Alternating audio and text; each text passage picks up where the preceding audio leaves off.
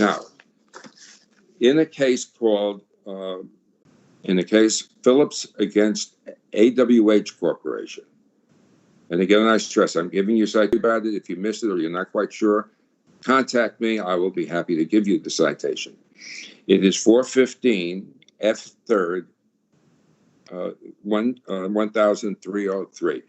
What that means is it's the 415th volume of the Federal Report, the 3rd edition, at page 1303. It's a 2005 case. The Federal Circuit set out the role of the specification in claim interpretation. At the trial level, the federal judge, a district judge, interpreted the scope of the patent claims. In Phillips, the Federal Circuit, reviewing the actions of the trial judge, held that, and here I'm quoting from the case, the specification is always highly relevant to the claims construction analysis.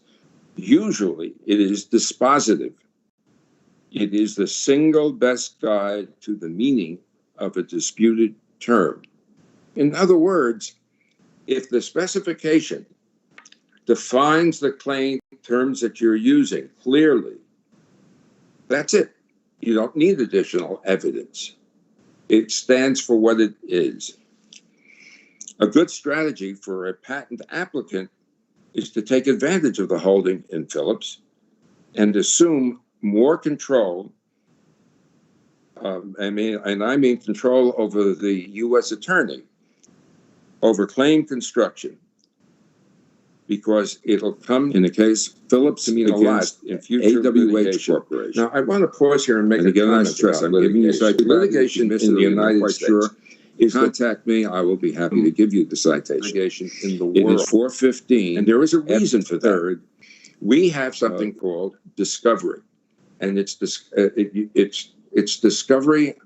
It's discovery on drugs, if you will, because it is the most discovery you will find in any country of the world.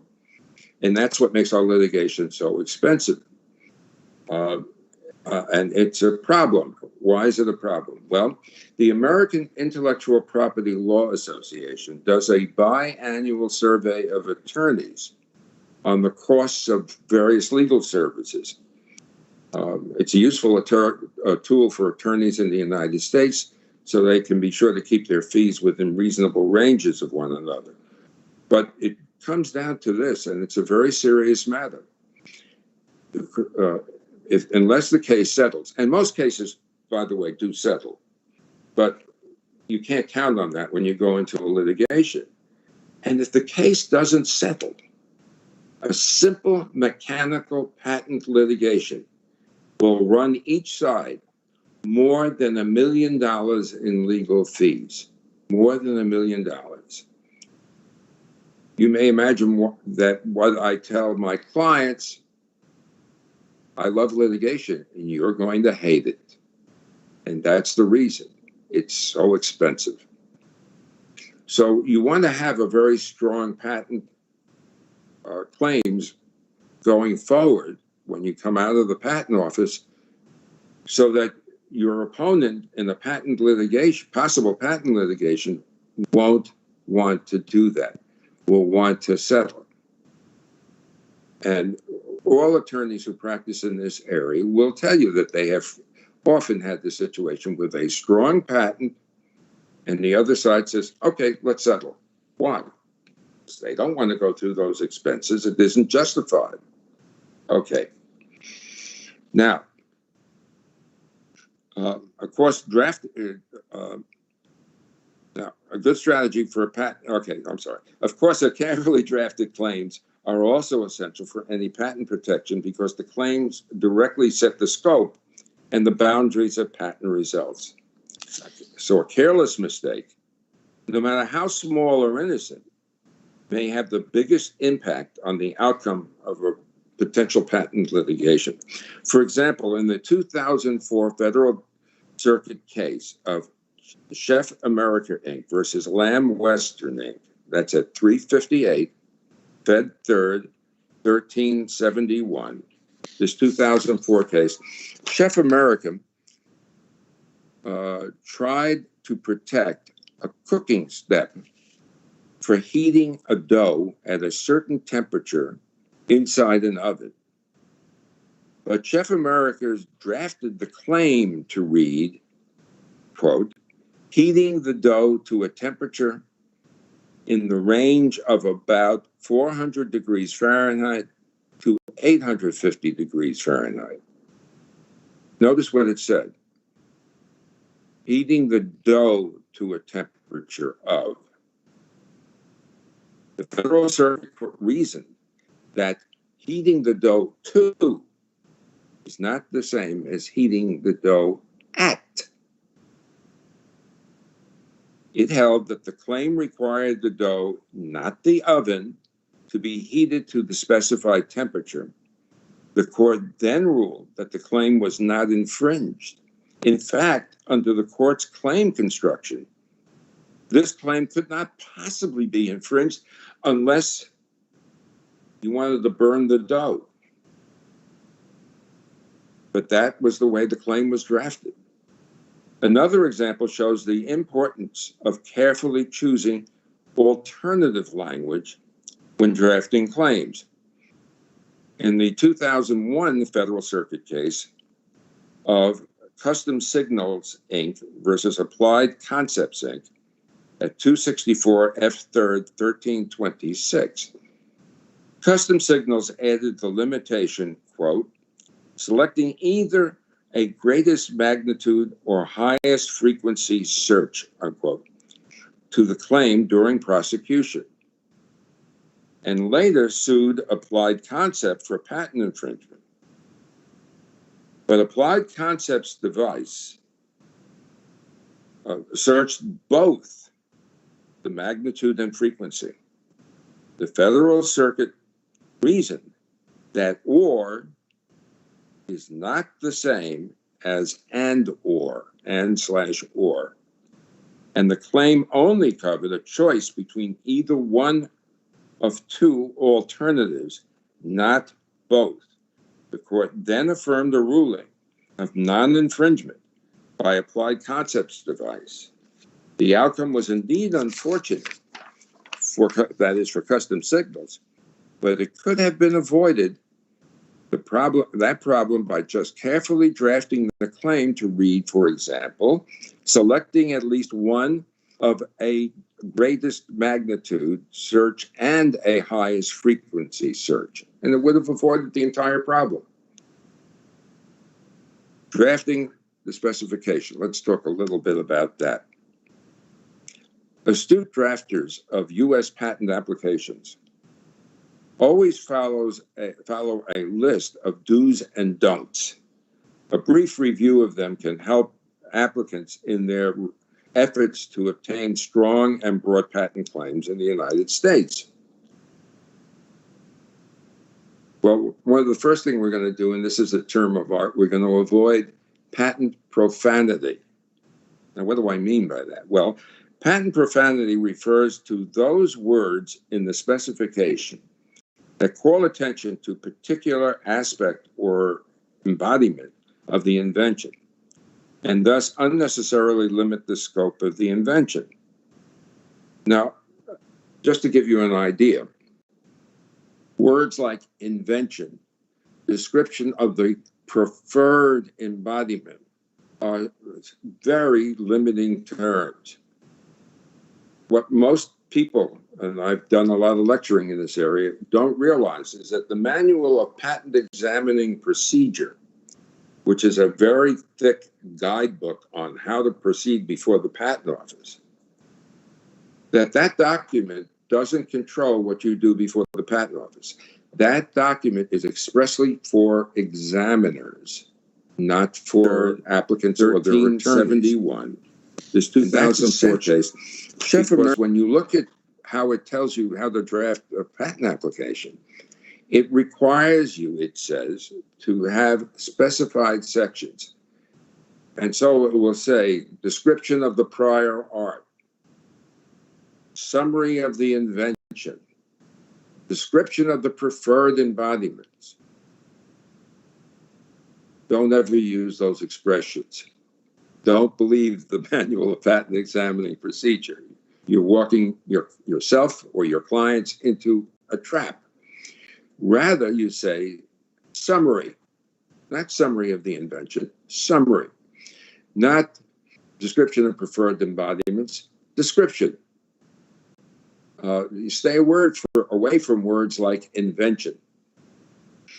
Okay, now moving into this area, let's see.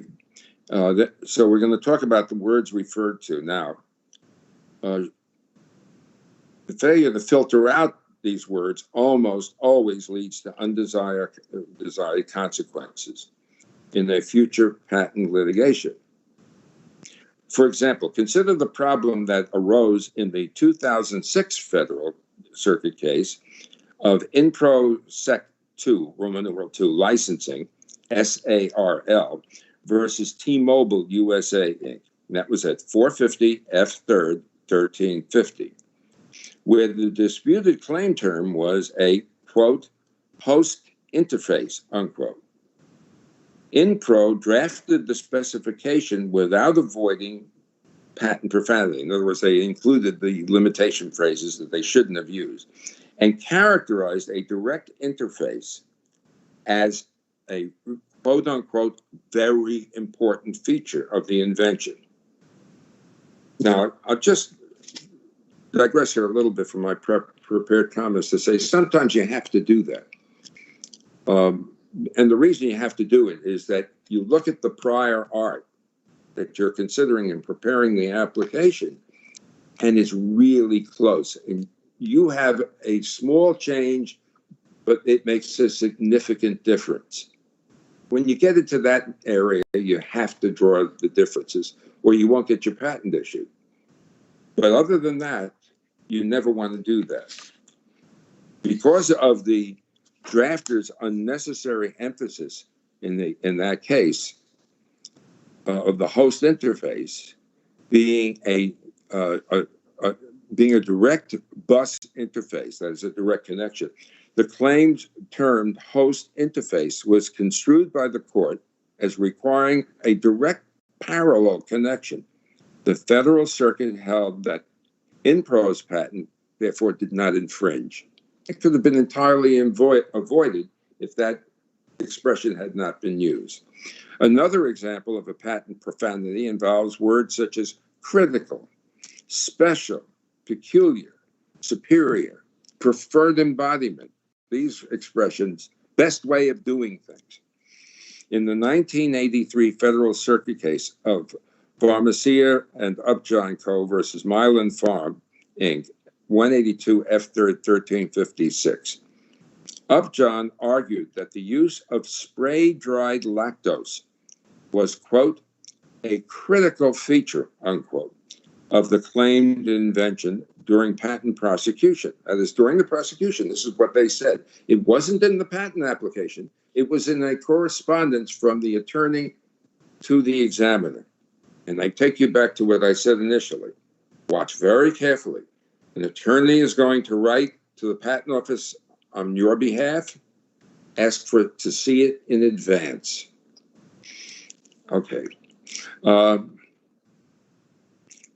Anyway, he said it was a critical feature. The Federal Circuit held that such language was reasonably interpreted as disclaiming the use of lactose that was not spray-dried. Another case was the 2000 Federal Circuit decision in Bayer AG versus Elan Pharmaceuticals Research Corp. at 212 F. 3rd, 1241. And it had to do with the prosecution and the patent prosecution. Bayer argued that the importance of a particular SSA range of 1 to 4 grams per square millimeter as having a special plateau effect, providing the peculiar effect of maintaining a high blood level of nifedipine, producing unique results and being a superior and inventive range. Because of this strong language, the court held that any SSA range above 4 grams per square millimeter was beyond the scope of the patent, Bayer's patent. So it affirmed the ruling in that case of non-infringement.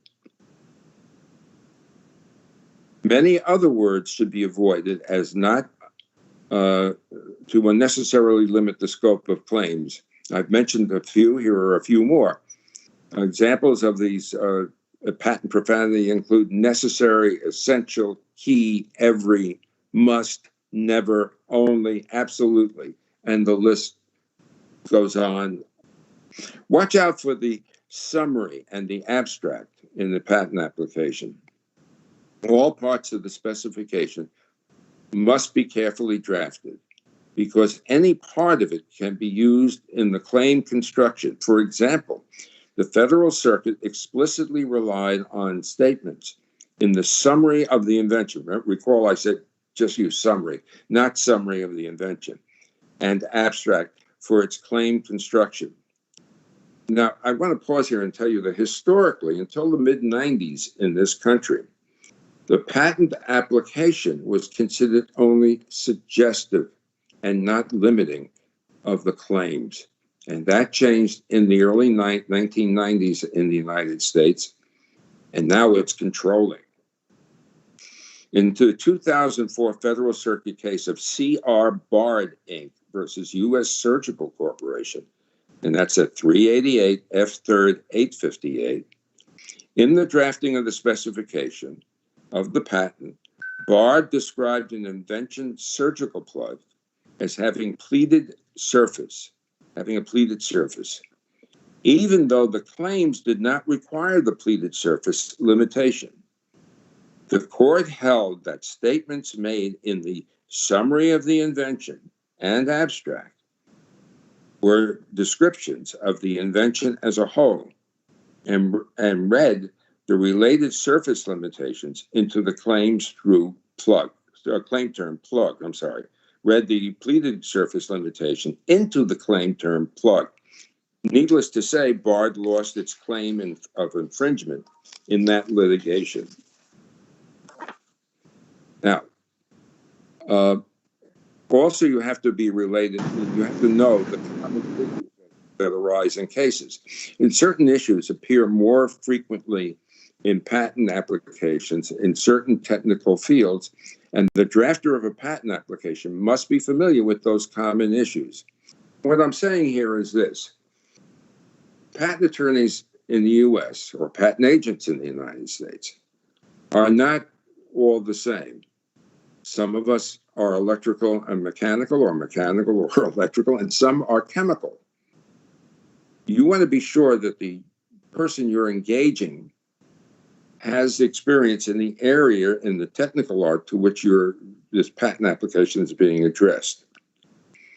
If someone tells you they're an electrical engineering background, but they can do chemical cases, no, they can't, and vice versa.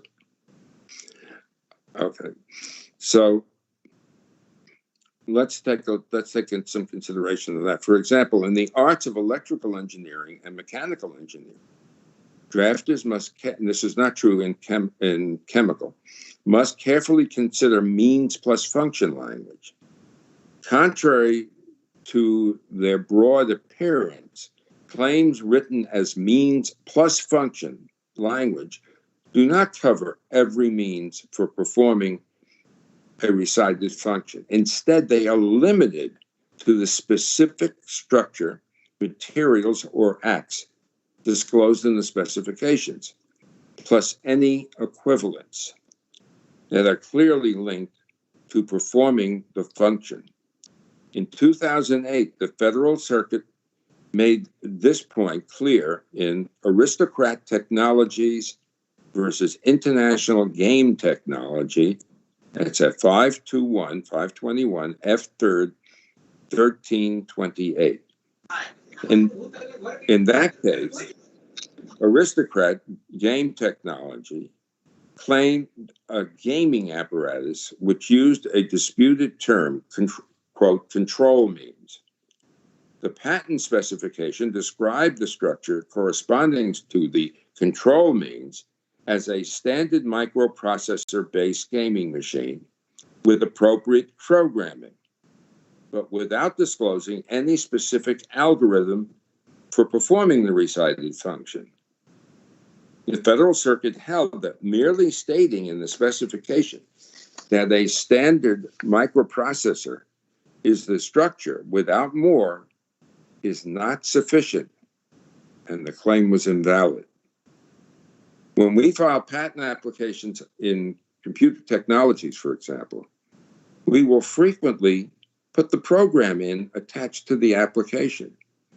If we're going to rely on a chip that's available in the marketplace, we cite the manufacturer and the model number, and thereby incorporate by its reference into the entire specification all that it can do if it's particularly relevant to what the invention is.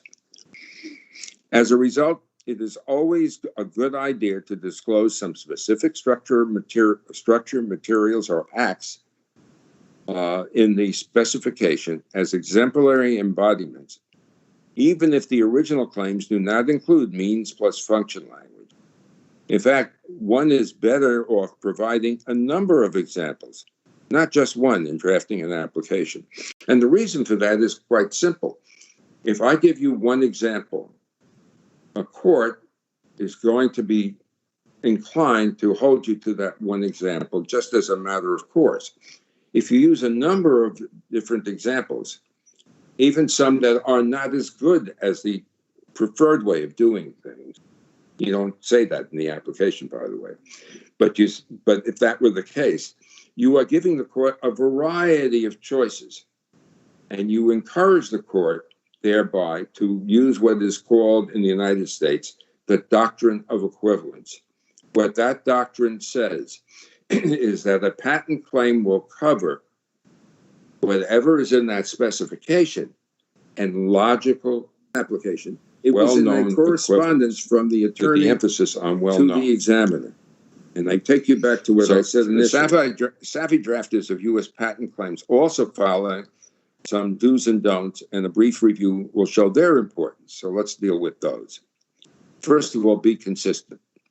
Claims should always be drafted consistently. In other words, a claim term should be used in a consistent way. Claims containing inconsistent claim terms can cause unintended consequences in a patent lawsuit. For example, in the 2000 Federal Circuit decision in Generic Pentron Inc. versus Dillon Co., 205 F. 3rd, 1377, the claim term at issue was, quote, about, unquote. Generic drafted the asserted claim using the term about to qualify the values of many variables, the range of the maturing temperature, the coefficient of the thermal expansion, and the weight percentage of lucite crystals. But Generic did not use about to qualify the weight of the dental composition, and that was the central issue of the patent, recited in the very same claim. So it was about this, about that, but not for the dental composition. Because of the weight of the dental composition was not qualified by about, the Federal Circuit held that the claim contained a mixture of precise items, and that was the limitation on the claim. So it further imposed a strict numerical precision to the weight of the dental composition. Under the strict numerical precision, Generic's claim for infringement failed. They weren't entitled to a doctrine because they had so limited. Focus on the objective of literal infringement. Now, here I have to tell you, literal infringement happens when the claim specifically sets out what the infringer is doing. Now, I'll digress here a little bit. People often will argue that they want their patent issued right away. That's very often a mistake. Now, sometimes it's not a mistake. You have a competitor who is doing great damage by copying the invention. That's a different story. But where that, in most situations, that's not what's happening. The impact has not yet been felt.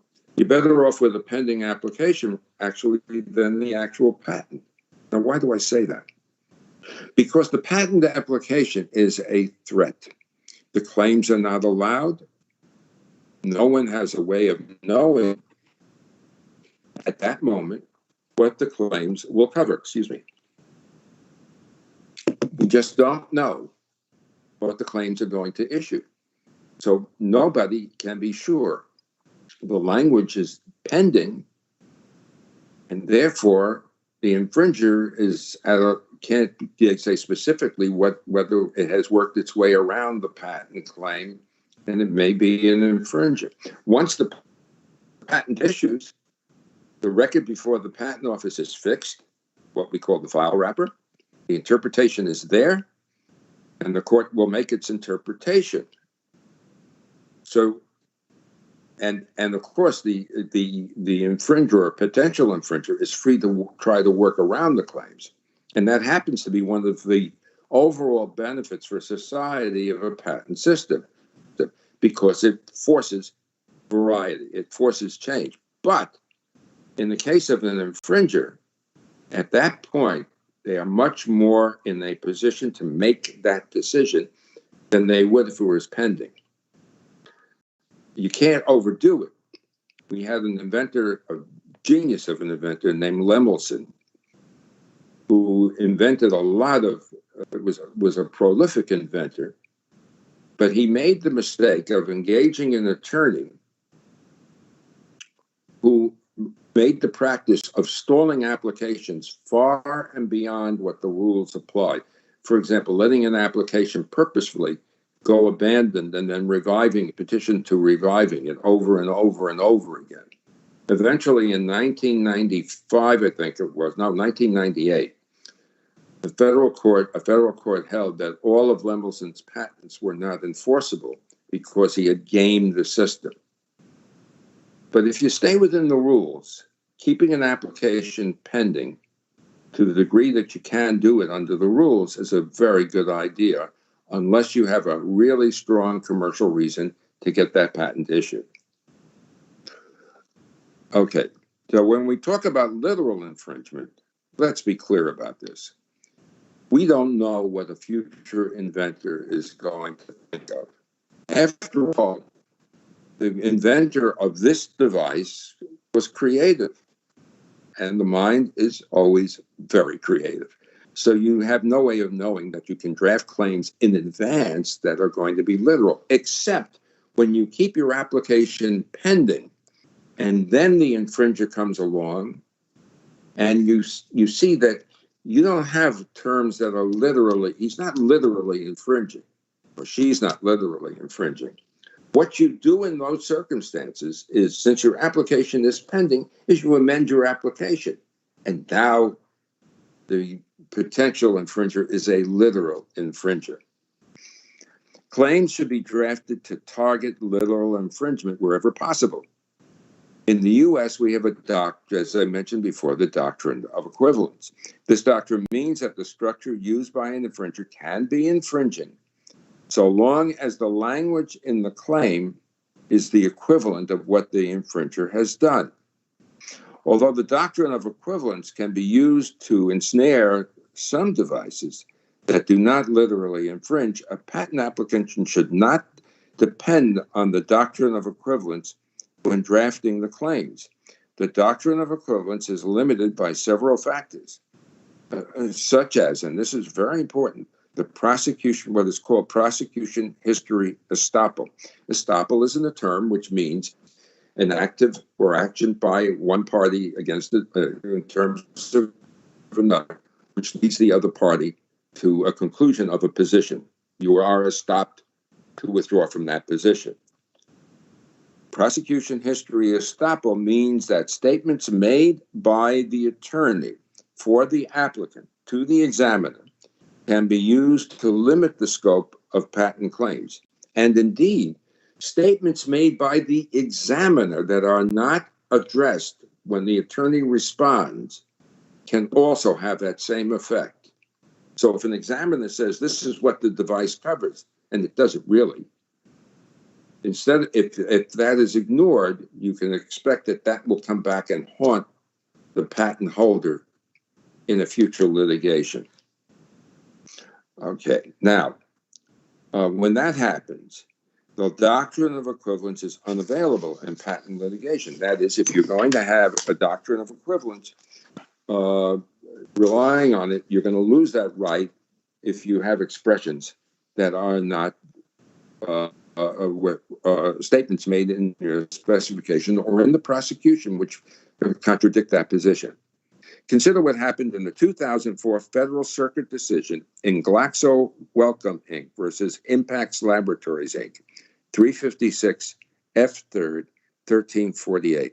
Glaxo amended certain claims during prosecution to recite, you're going to have to forgive my pronunciation of some of these terms, hydroxypropylmethylcellulose, and its initials are HPMC, as a sustained released agent in response to an enablement restriction by the examiner.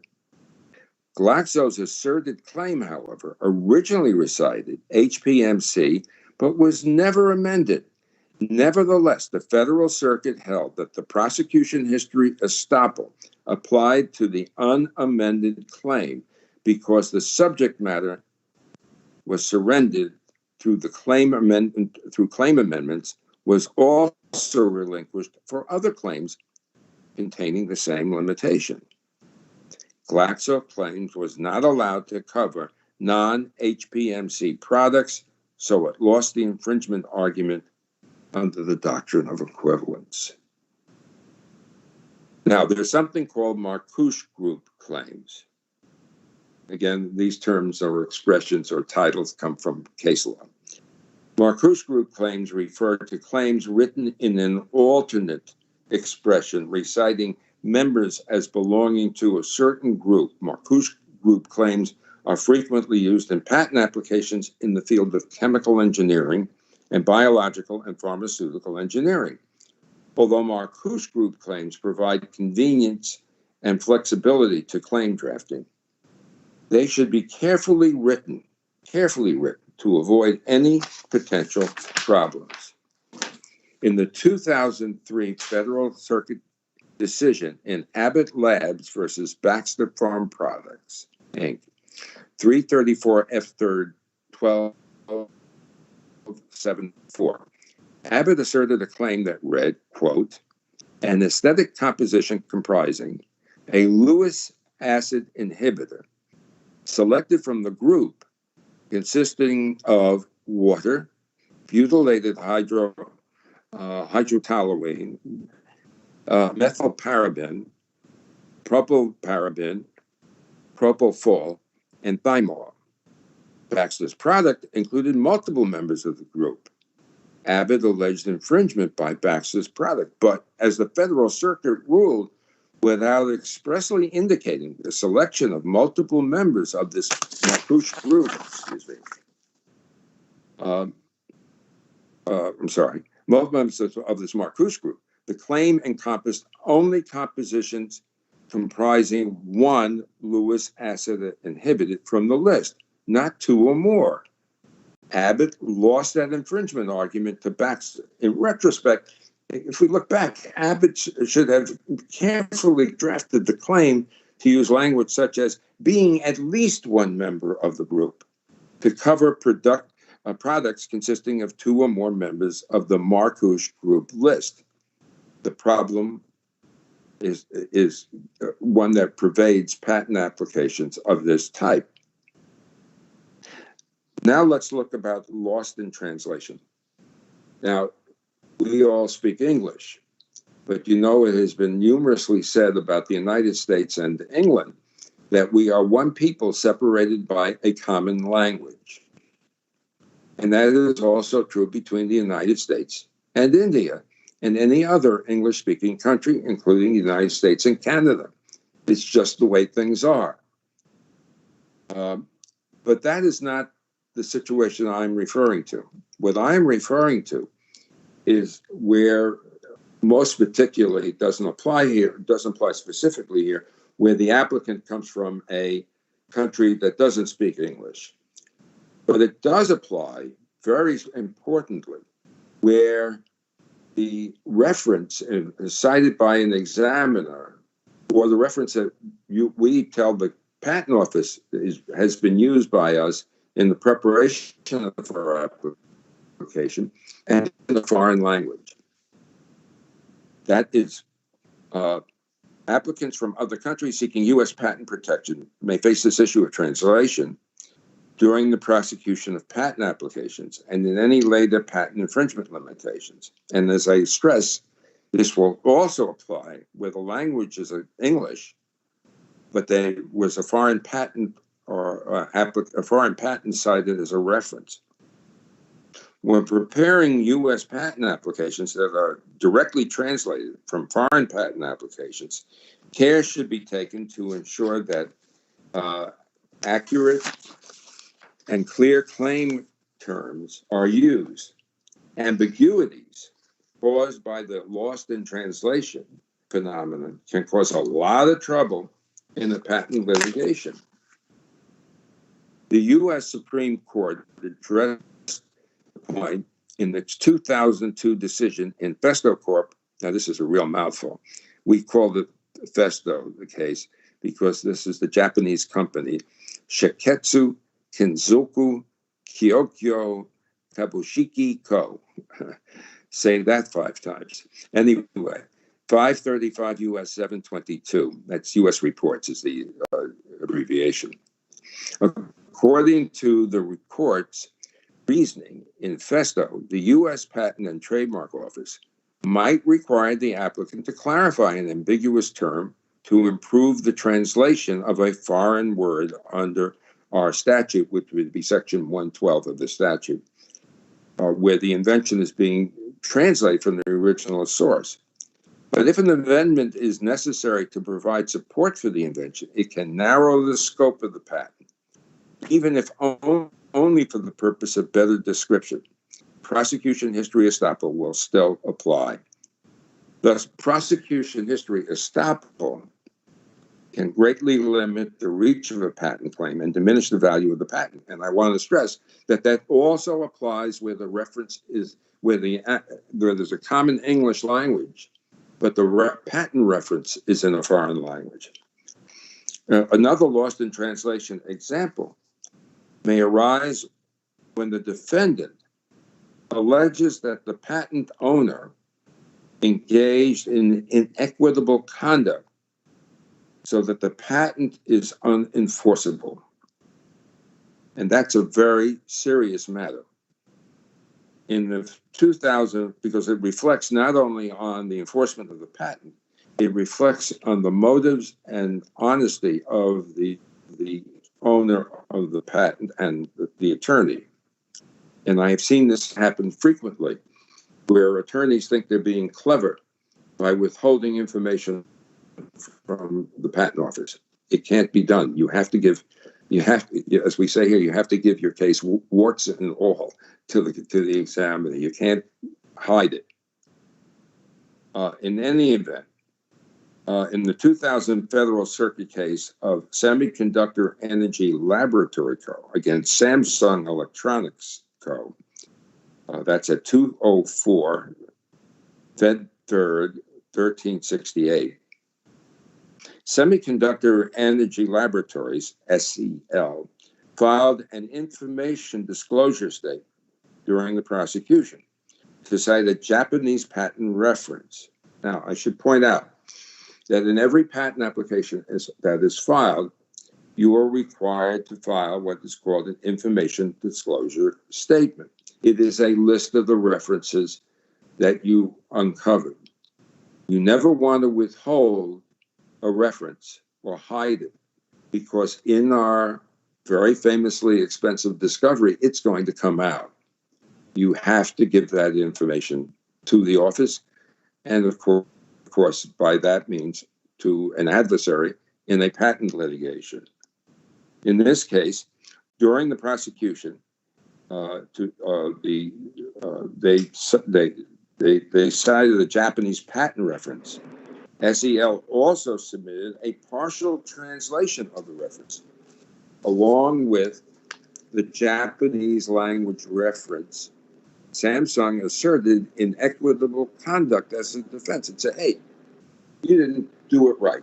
The translation wasn't correct. And remember, they gave the entire patent to the examiner, but it was in Japanese. Samsung argued that the untranslated portions were highly material to claims, to the claim interpretation. The translated disclosed portions were not material. And SEL omitted key teachings in the reference that rendered the claims unpatentable. The Federal Circuit agreed with Samsung and viewed the submission of the partial translation as an attempt to influence the examiner not to obtain a full translation of the reference because of the let me say that again. In other words, they said you gave the examiner a partial translation to convince the examiner that the full translation was not necessary.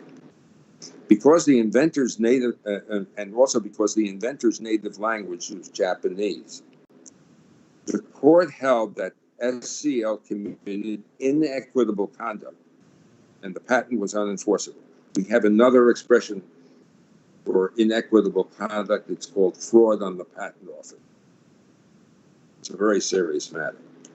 As a result, patent applicants must be careful when citing foreign references or any translation of a foreign reference in the U.S. Patent and Trademark Office or in the courts. And I must say that even in my experience in litigation, I've won a case or two where that happened. Just as a complete digression, I had a copyright case in which the copyright holder, a Chinese company, sued my client for copyright infringement. There was one problem. The languages in the provinces in China differ from one province to another. The printed language is the same, but the spoken language is entirely different. And they were picking on the wrong province, and it came out in the translation, in the way it was spoken. Because of the complexities of U.S. patent law and procedures, patent applicants from any country other than countries and other countries should be aware of practical strategies and considerations when drafting or preparing patent applications. Consider retaining, as I said before, qualified U.S. counsel to guide the application through the U.S. prosecution.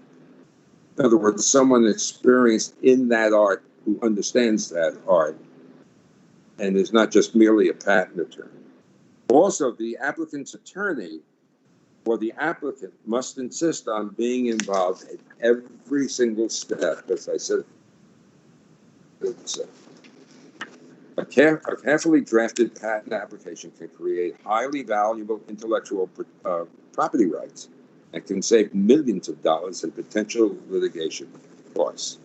That concludes my comments, but I'm available for any questions you might wish to ask in this area.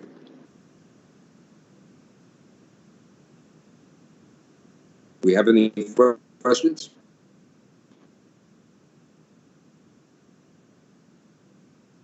Foremost, thank you for that wonderful speech. But then now let's see if we can take questions from any members in the audience. If any members from the audience has any question for Mr. Philip Fergang. We have about some 15-20 minutes for a brief interaction. Right, and I'll be happy to address. And by the way, anyone who's listening to this presentation thinks of a question later on, or we don't get to the question, be sure and contact me, and I'll be happy to respond.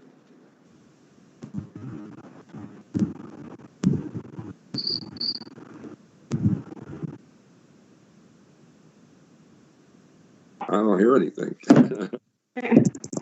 Would be a pity to leave, sir, without asking a few instigative questions, I must say. But if that is the case. I do want to emphasize that this is the very tip of a large iceberg. And Good below evening, this are a lot of other questions and issues.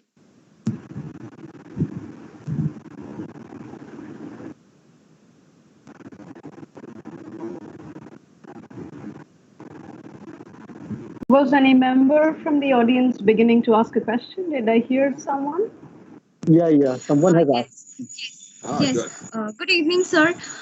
Myself, Hemantika Chakravarti. I'm a student of Nehru University only. Sir, it was a wonderful speech from your side. We all enjoyed.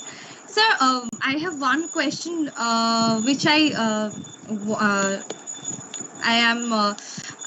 want to know. Sir, what is non-obviousness under American patent law? Good question. Excellent question. We have two standards that are applied. One is called anticipation, and the one that you referenced, which is called obviousness. Anticipation is very simple, and is the easiest one to explain, and then I'll get to obviousness. All that anticipation says is, here is your invention, here is the other reference, look the same to me. That's anticipation. Obvious means something else. It means that to one experienced in that art, it would be obvious to make that change. Well, how do you establish that? How do you know that? Well, this is where engineering or the science background of both the applicant and the representative before the patent office become vitally important. You take a look at the invention and the cited reference, and the critical question is, would someone experienced in the art know to do that? I'll make a very simple example. Suppose the invention had to do with something in the general field of what we call closures, a button, a zipper, right? Well, zippers are well known, buttons are well known, other means of Velcro is well known. So if someone were to say, well, I've replaced the button with a piece of Velcro, that's obvious because it's well known. Now, these can get very, very tied up. And in fact, in many litigations and before the Patent and Trademark Office, it is not unusual for one side or the other to come forward with experts on what is known in the prior art and therefore should be quote unquote obvious or not obvious. And in fact, I would say 80% to 90% of all really contested patent litigations are on the issue of obviousness. It's not easily determined. Did I answer your question? Yes, sir. Thank you so much. Okay. If you have a follow-up and you don't think of it now, but think of it later, just contact me. I'll be happy to respond. Yes. Mr. Philip, may I ask you one question? You can ask me more than one. Go ahead. Okay. I being a patent practicing lawyer in India, so at times we have seen whenever we are dealing with this the patent applications what we file through the PCT, because when it is enrouted to India through the PCT, as you are talking about, then we are seeing these numbers of claims what you have incorporated in this the patent application. And what is happening? There's a set of claims are, whenever we find that some claims are there, which is accepted by the USPTO, but a set of, because at the perspectives of the basic invention, there are some, you can say this orbital areas of the invention, which you are mentioning in your claims drafting, and you are mentioning that these are interdependent claims, like whatever the way we draft, rather the claim specification. Right. So the thing is this, in Indian Patent Office observation is that this particular invention, this particular claim is, it is an independent claim. Right. And saying that it cannot be treated as the interdependent claim, rather they are objecting that particular claims to be an independent claim, and they are asking for division of application, the division of the basic application. I see what you're doing. Yeah. So in that case, you're talking here about where the patent office tells you to make what is called an election, correct? Yeah, that's true. Okay. First, a general comment. I willingly admit that I am often critical of the patent office and its procedures. And that's the nature because I represent people who want to get their patents through the system. But one of the things that have always concerned me is that they measure the performance of examiners on disposals. And the pressure on the examiner, and I do think it's undeserved pressure because they work very hard at what they do, requires them or forces them to look for ways when you file a patent application to get you to make these elections. Why? Because more filing fees, at disposal, it works to their benefit. And you can understand why an examiner will do that.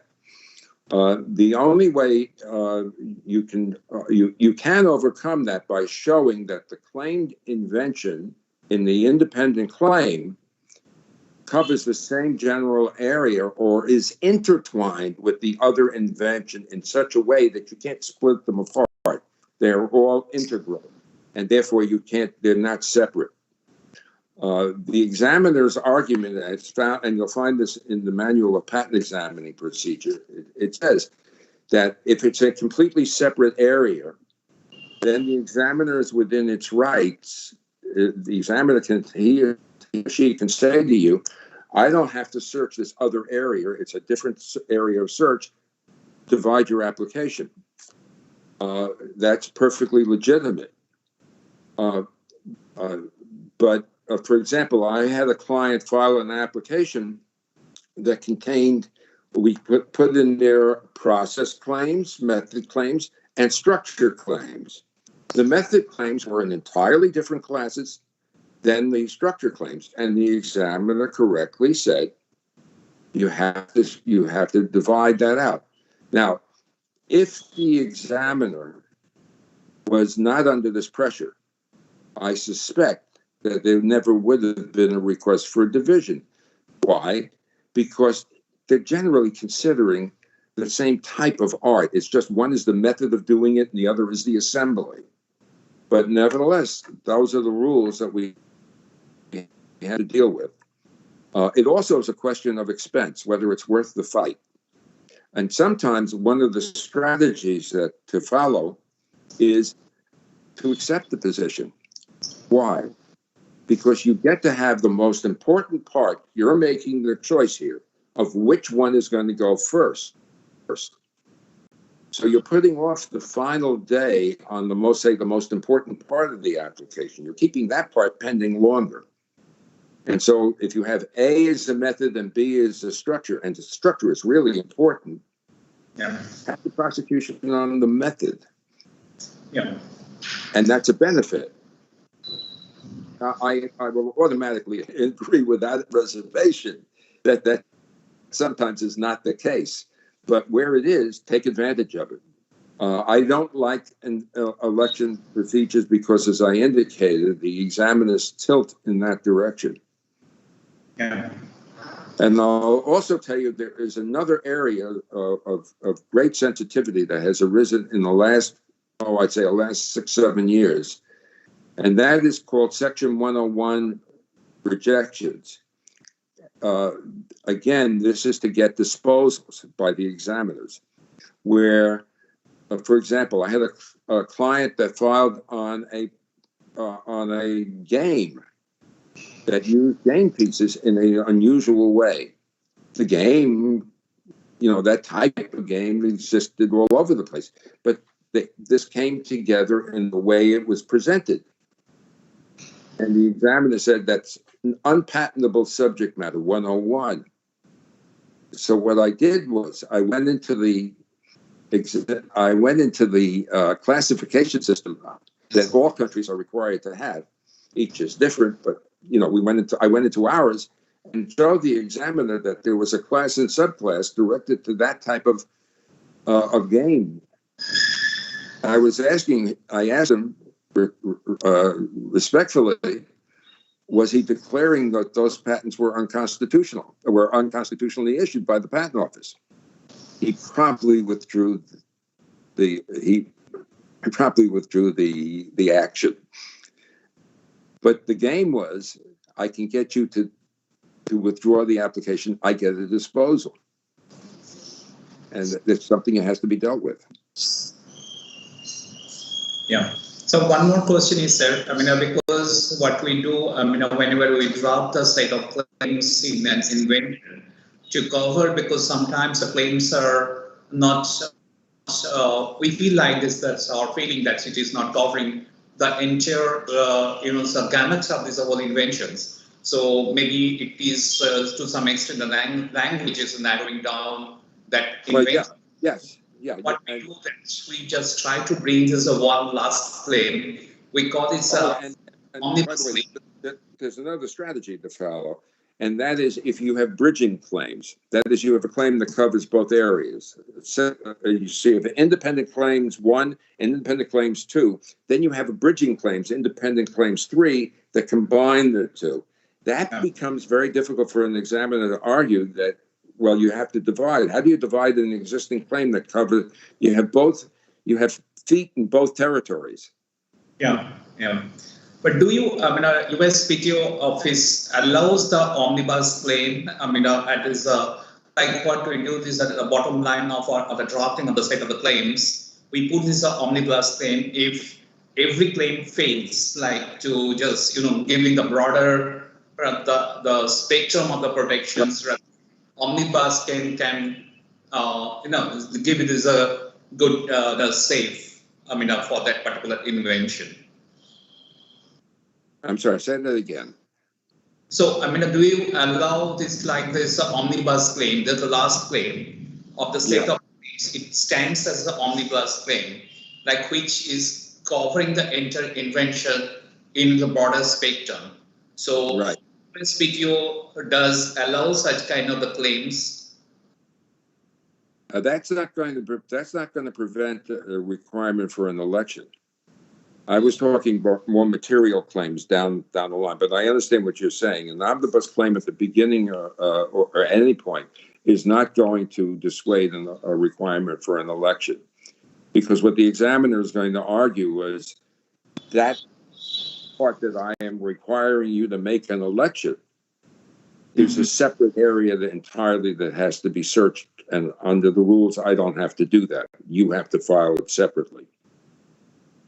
Okay. Always be aware, by the way, that if you're going to do that, first of all, you gain the time, because one is, so long as the parent application is still pending, you can do this at any time until it issues. Be careful, because if you let it go, you let the parent go to issue, you no longer can file. You've got to be very careful of your timing. Yeah. I'm giving you one example.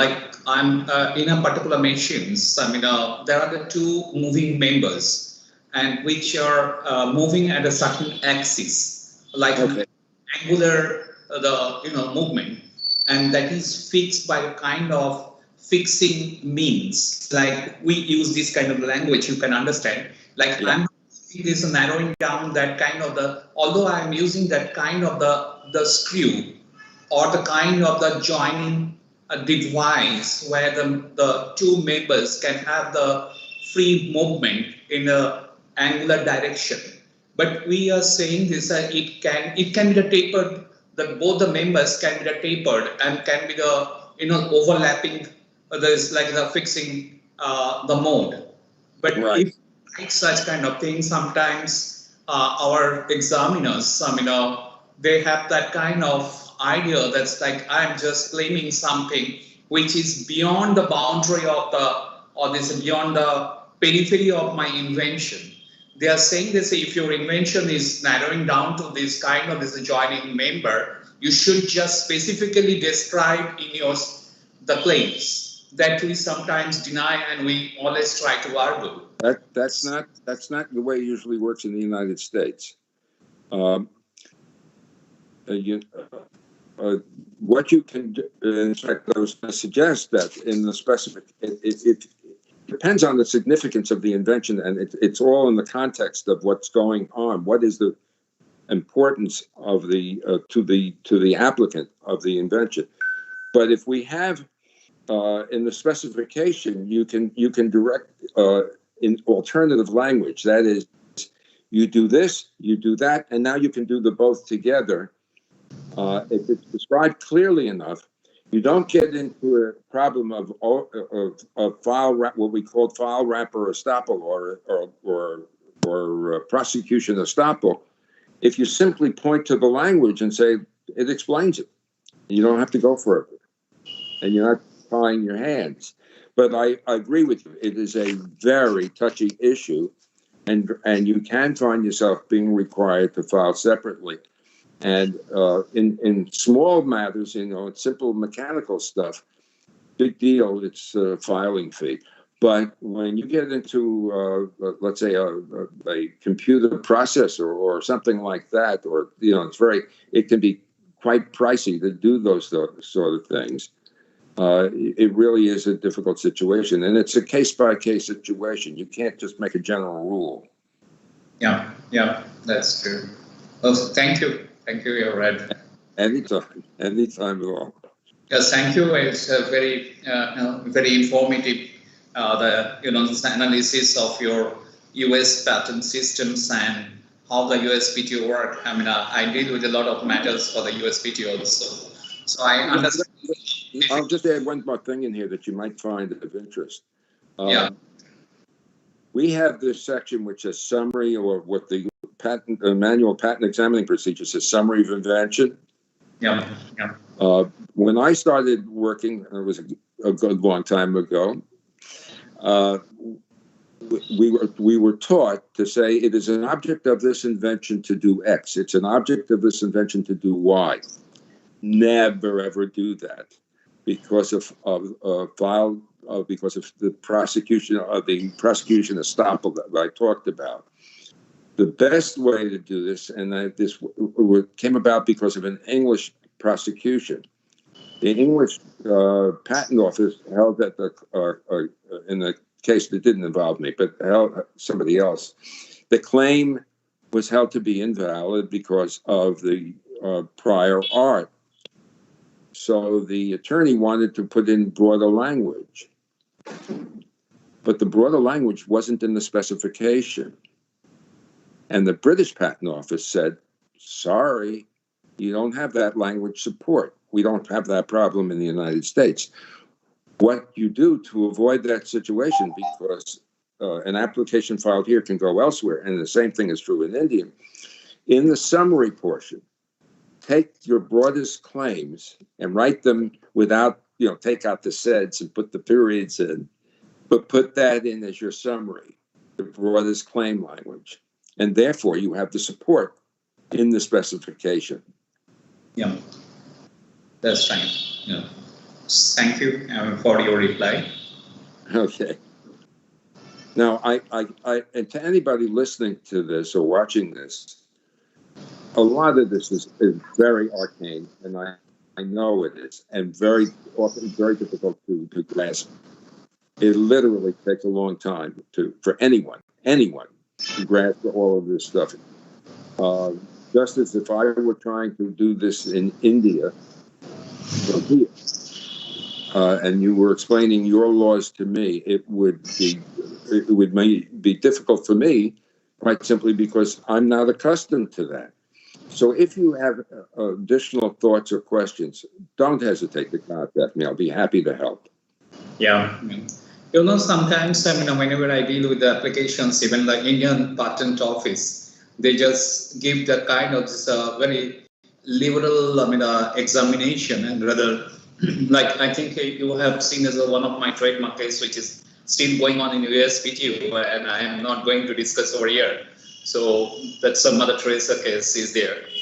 So that's the thing. You have seen the set of the objections, and still the matter is just rolling over for the last 3 years, where it took a few months, and so we are keep on sending the observations and legal submissions, and somehow we are coming to the limelight to go for the registration of that trademark before the USPTO. I have seen this that they are doing the very analytical examination, which is not sometimes happening in India. Yeah. Also keep in mind that when you're dealing with examiners in the office, it is not a requirement that they be attorneys or have legal training. The U.S. Patent Office does have a very good training program for their examiners, excellent one. But you're not dealing with attorneys. You're dealing mostly with engineers or science people. And therefore, the interpretation that we gain in representing, in our experience, doesn't always transmit to the examiner in the way that you'd like it to. That's why it's very important that the attorney representing the client before that office have specific not only knowledge of the law, but also knowledge of the technology, so that the two can be adequately and properly explained at all times. And by the way, it sometimes is of benefit when you're prosecuting a patent application to have your attorney talk to the supervisor. Because not frequently, I have no specific figures on this, but I've had experience where supervisors will realize that the examiner has gone a little too far and will step in to help. That's true. So, thank you. My pleasure.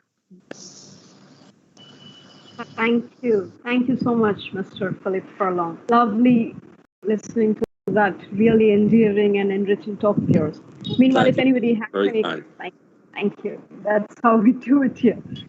But if anybody has any questions for Sir, one might write it in an email to him. And as he already mentioned during the tenure of his lecture, he'll surely get back to all the emails that you would find relevant. Meanwhile, we proceed towards the next part of the session for the second day. So the second session today we have with us. Thank you. So the second session we have with us Mr. Vijay Prasad Jaiswal. Mr. Jaiswal is working as an assistant professor of law at Faculty of Law, Tribhuvan University. Mr. Jaiswal has specialization in corporate law, intellectual property law, criminal law, human rights law.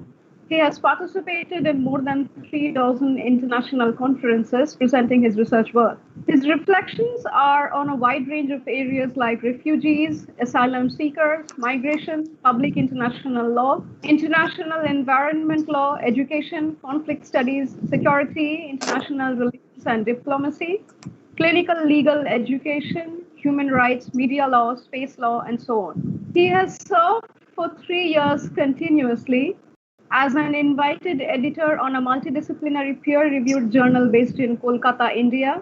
Mr. Jaiswal has visited Pasundan University in Indonesia, NUST University in Pakistan, ZH Shigdar University of Science and Technology, Bangladesh, Delhi University, India, amongst many others. We're really happy to have you with us, Professor Jaiswal.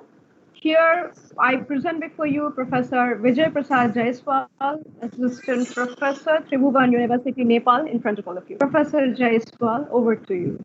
Thank you so much, and good morning, good afternoon, good evening. As I know, we are here from different jurisdictions. We're all from different times. Sorry? Sorry, can all the other participants kindly go on mute? And after listening, Mr. Philip, from a very developed countries, we're trying to hear something from a developing country like Nepal. So that I may not be doing justice Professor Jaiswal, I'm sorry to interrupt you. Can we see you on the camera if that's possible? We cannot see you. Can you hear me? Are you hearing me? We can hear you. It would be lovely. Yeah, I have not put on my camera, so. We can see you now. Right. We Yes, can thank now you. both see you and hear you. So over to you.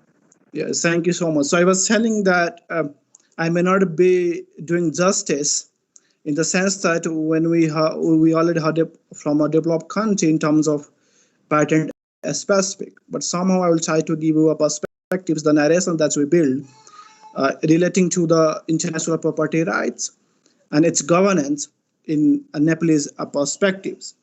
Before I start, I have to thank to Mr. Biswajit Sakha and the entire team of the university, along with my own dean, Professor Dr. Bijay Singh Sijapati, for letting me to be part of this August gathering, and also a very timely needed seminars as a refreshers for the aspirants in the intellectual property rights. And this is new in the terms that we hardly connect with the firm and the academics. So in like before 2 hours, we are listening from the litigant perspectives, from the firm perspectives.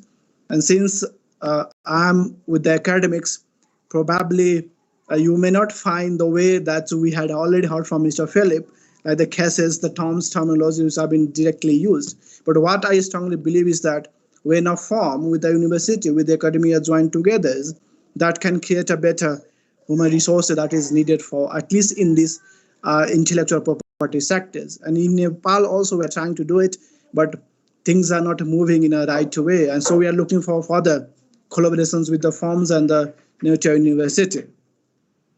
So before I share my presentations, I would like to disclaim us the 3 points that we must need to consider. The first, Nepal is an independent, that we know. That means we have not inherited the common legal system or the British legal system directly, but since we are very much close to the India, some parts of our legal system are being influenced by the Indian legal system. So we generally follow a mixed legal system, some features of common law system and some of civil law system. So the second, the narration that we build in Nepal in relations to the intellectual property rights and its governance is not old. So if we start comparing in compared to the US or in compared to the US, we may not lead to right directions. So since the narrations are very young one, we may not find a proper database in relations to the IP industries or in relations to the IP sectors. And I can share you in the later slide. And third disclaimer is that lack of proper IP database. And this is what I found when I was in talk with the director of Department of Industry yesterday. And she was telling me that these are the things that you need to put forward. That's why it may not be hard for the others to see whether there is a right directions of IP governance or the intellectual property rights in Nepal or not. And fourth, we must give more concentrations on the point that some of the things that in India and Nepal shares in common. For example, if I say the issues of traditional knowledge is very hard, where these things have been originated. If I say the things which have been considered as an cultural, like traditional cultural expressions, it is very hard for us to say, oh, this is entirety of the Indian ownership, or this is the entirety of, Nepalese ownership. So that's why in my slide also I have said that this may be the issues of contestations, and none of us we are going to establish our own ownership. So those are the points that we need. That I thought to share before I share my screen with you. Can you see my screen here? Is visible? Not yet. It's coming, right? Wait, sorry.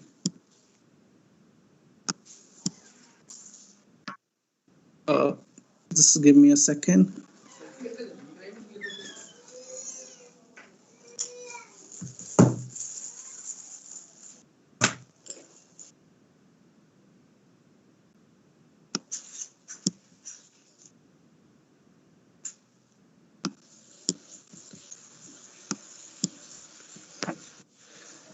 Yes. So can you see now?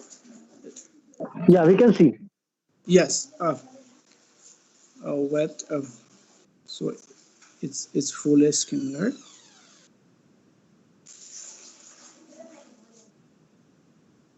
It's coming. Some issues with the internet.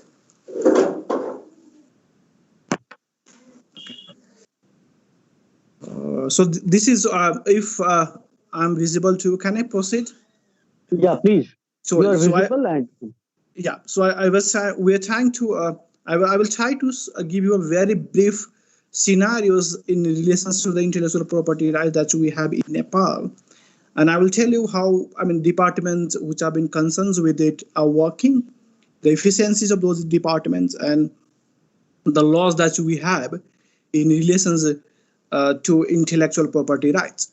So what I have asked to talk is about the jurisprudential inquiry of intellectual property rights in Nepal and IPR governance.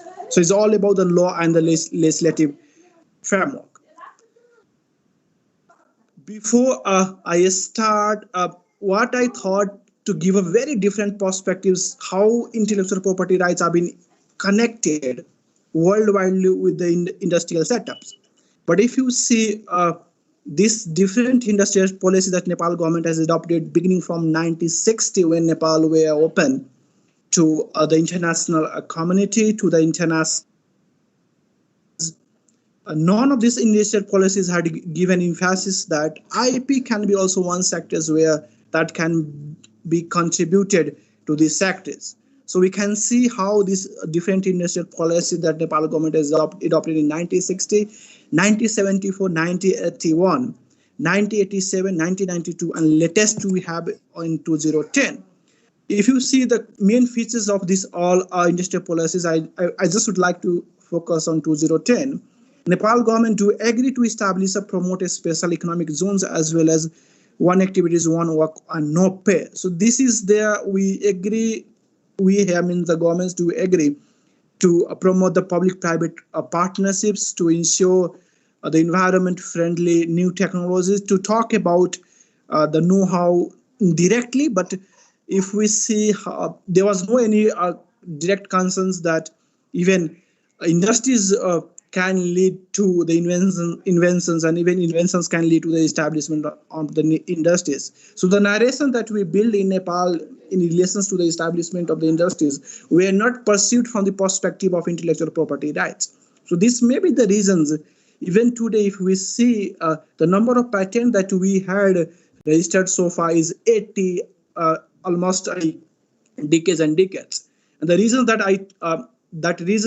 I talked with the Director General was saying that these narrations was not rightly built in Nepal, that inventions will also can lead to establishment of the industry, and the industries and industries would be related with the invention. So it can both work in a collaborative way. So that narrations was not built in Nepalese intellectual property governance.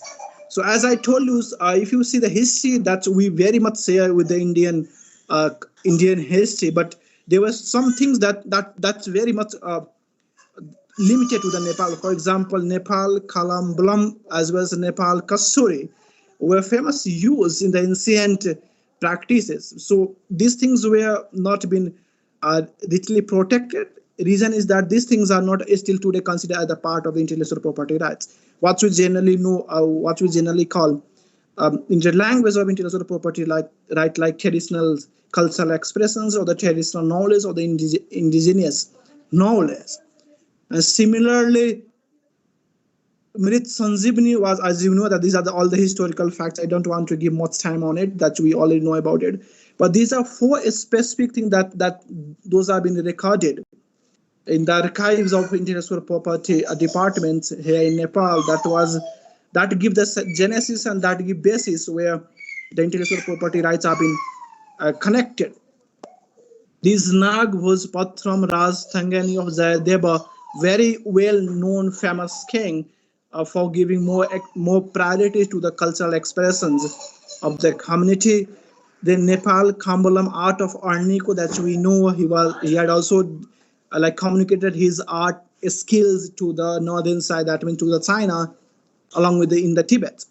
as well as in Mankamna, Kailas, Kot Art, etc. These were the few, generations that we have seen while talking the historical, while we are archiving the historiography of the intellectual property in Nepal.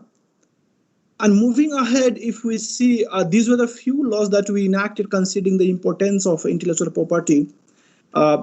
Even from the modern perspectives, we enacted a trademark law in 1993, 1937, like 1993 in Naji. Then we replaced the old trademark legislations with the new law, that's Patent, Design and Trademark Act of 1965. And later on, we enacted the Copyright Act of 2002. So along with, we have also law, I will tell you later on, in relations to the rules, relations to the patent, design, trademark rules, and then copyright rules. So these are the 2-3 legislations which have been pioneered while dealing with the entire IP governance or entire intellectual property rights in Nepal. Except that these are a few other legislations like constitutions of Nepal, then Paris. Nepal is a party to the Paris Conventions, Export-Import Act of 2013. We have Custom Act 2064, Regulations, Foreign Investments, Technology Transfers Act, Consumers Rights Protections Act, Rules, Black Marketing Act, and some Summary Procedural Act. So although these rights are not exclusively talking about the intellectual property rights, but once the cases have been brought to the courts or to the Department of Industries or to the Supreme Courts for the various purposes, these acts are somewhere being connected. So these all laws are there to assist to know about how the intellectual property rights things work in Nepal. So if you see, this is the structure that we have here in order to look for the intellectual property administration. The IP sections of Department of Industry that we call GOI is responsible for the patent, design, and trademark administrations, which have been partly filed either through the IPS system or partly approaching to the industry itself.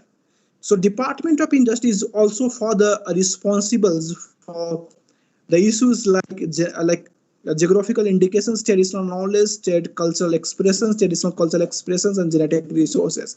But these 4 have been not kept under the IP legislations. Nepal government has drafted a bill in 2002, but that is still under the process.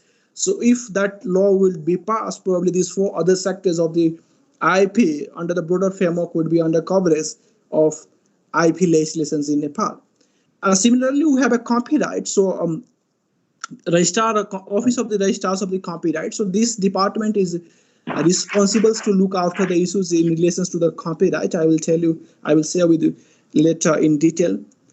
And this is the structure that we have, institutional structure that we have in relation to the IP administrations or in relation to the IP governance. So we have a Director General as in charge of the Department of Industry. Then we have a different directors are responsible for in the intellectual property issues. For example, we have a directors for the foreign investments, technology transfers. We have a directors for the industrial property. We have a directors for the environmental and technology sections. We have a director for the cottage and small industry promotion. So once we visit the Department of Industry, so you may find a different, sections allotted for different issues of intellectual property rights.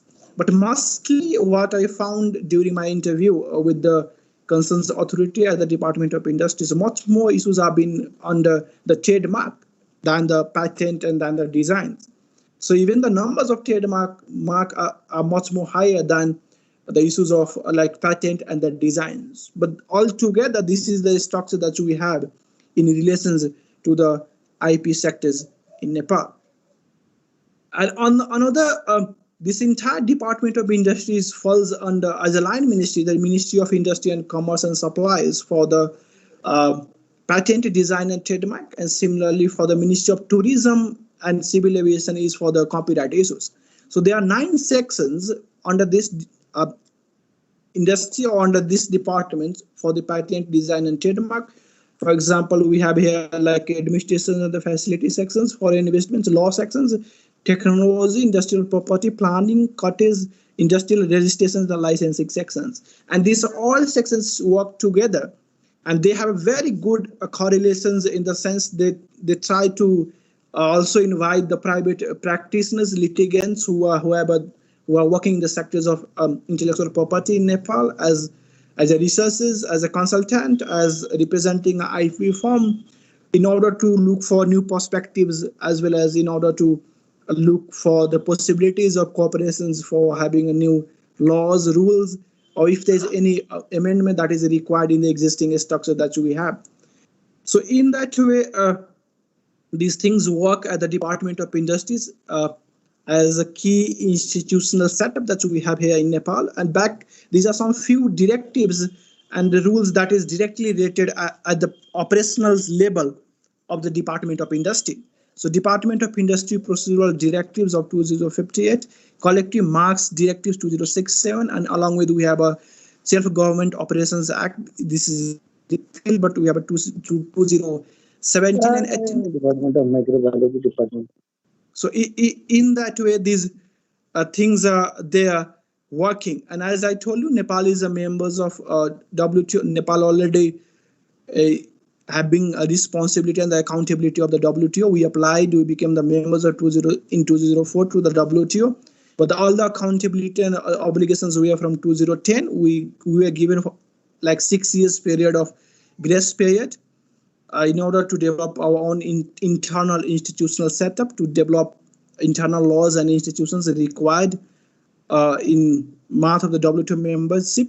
And then we became the members of WIPO in 1997, Paris Conventions 201, Bonn Conventions 206, along with we have a certain joint cooperation that Department of Industry or the IP institutions are having with the Japan Patent Office, IPO Australia, IPO Korea, IPO Malaysia, IPO India, US, and CEDA. So in that way, somehow this can give you a picture that Nepalese intellectual property sectors are somehow making a progress, but the way this framework have been built on is not actually at the ground level further moving ahead. So that can give a picture that even despite of having these all possibilities of joint corporations with the foreign country in terms of promotions and protections of intellectual property rights, lack of some legislative grounds at the local levels, that means at the Nepal, these things have been not materialized in an effective way. And now these are the common that we generally know. But if you see the patent, I will tell you later on detail. In Nepal, patent first you have a protections for the 7 years, and then you can renew it for the 2 times. So altogether, you have a protections for the 21 years. But if you see at the global levels for the patent, you have a protections for the 20 years. So 1 year is something extra or some more protection that you can get here in Nepal in terms of the patent. Similarly, in the industrial designs, you have a protections initially for the 5 years, and then you can renew it for the 2 times. So altogether, you have a protections for the trademark. You have again protections for the 21 7 years, and then later on that would be for the indefinite period. So in that way, the Patent Design Trademark Act has provided the laws in relations to the protections to the patent, industrial design, and the trademark. This is the old figure, but But if you see the registers, patent, trademark, and the designs, the patents are not convincing in the sense that most of the registered patents, they took a longer period of time. And when I had a conversation why they took the longer period of time, that they always saw, the internal issues that's happening at the Department of Industry. So that's the reasons we have only 80 patents till yesterday. And out of that, very few are of the foreign origins, and most of them are other domestic origins. But if you see the trademark, they were also saying that trademark much more in higher numbers than the other forms of intellectual property. So this is the law enforcement agencies in relations to the intellectual property rights. First one is the IP office, and when I say the IP office, as I already shared with you, the Department of Industry along with the Copyright Registrar Office is the key line agencies to hear any dispute in relations to the intellectual property rights. You are not directly permitted to approach to the court at the first instance court. So the first thing has to be approached to the IP sections under the Department of Industry or under the Ministry of Tourism or the Civil Aviation. Second, you have a court. If you are not satisfied with the decision of those sections, then you can appeal to the High Court. So the decisions taken by the IP office are equivalent to the decisions of the district court, and then you can appeal to the High Courts. That's a mechanism we have. Within the 35 days, if you are not satisfied with the decisions of those offices. Then we have a chief district offices. They are also responsible to look after a few issues. For example, the issues relating to the cottage industries or the small industries directly not associated with the IP sectors, but somehow some few components can be seen there also. And then we have a local governments. They are also, as per recent Local Government Operations Act 2007, that means 2017, the local government councils are also empowered to look after the issues relating to the IP issues. And then we have a police, custom office, consumer right implementation office, etc. So these are the few law enforcement agencies which have been directly associated in terms of enforcement of the intellectual property rights in Nepal. This is the very progressive framework that we have, although this is the very forms of policies, but most of these policies have been already converted into a draft law, so we can see these things there in the law. But if you see the broader perspectives of this policy, it clearly says that the IP industry needs protections, promotions, and it encourages the development of the intellectual property. So still, we're trying to promote and we're trying to disseminate that there is a necessity to have a very proper protections of the intellectual property in Nepal. And later, we can talk about the developments of these sectors at a different levels. So the proper dissemination is very much lacking. And that can be proven by the fact that most of the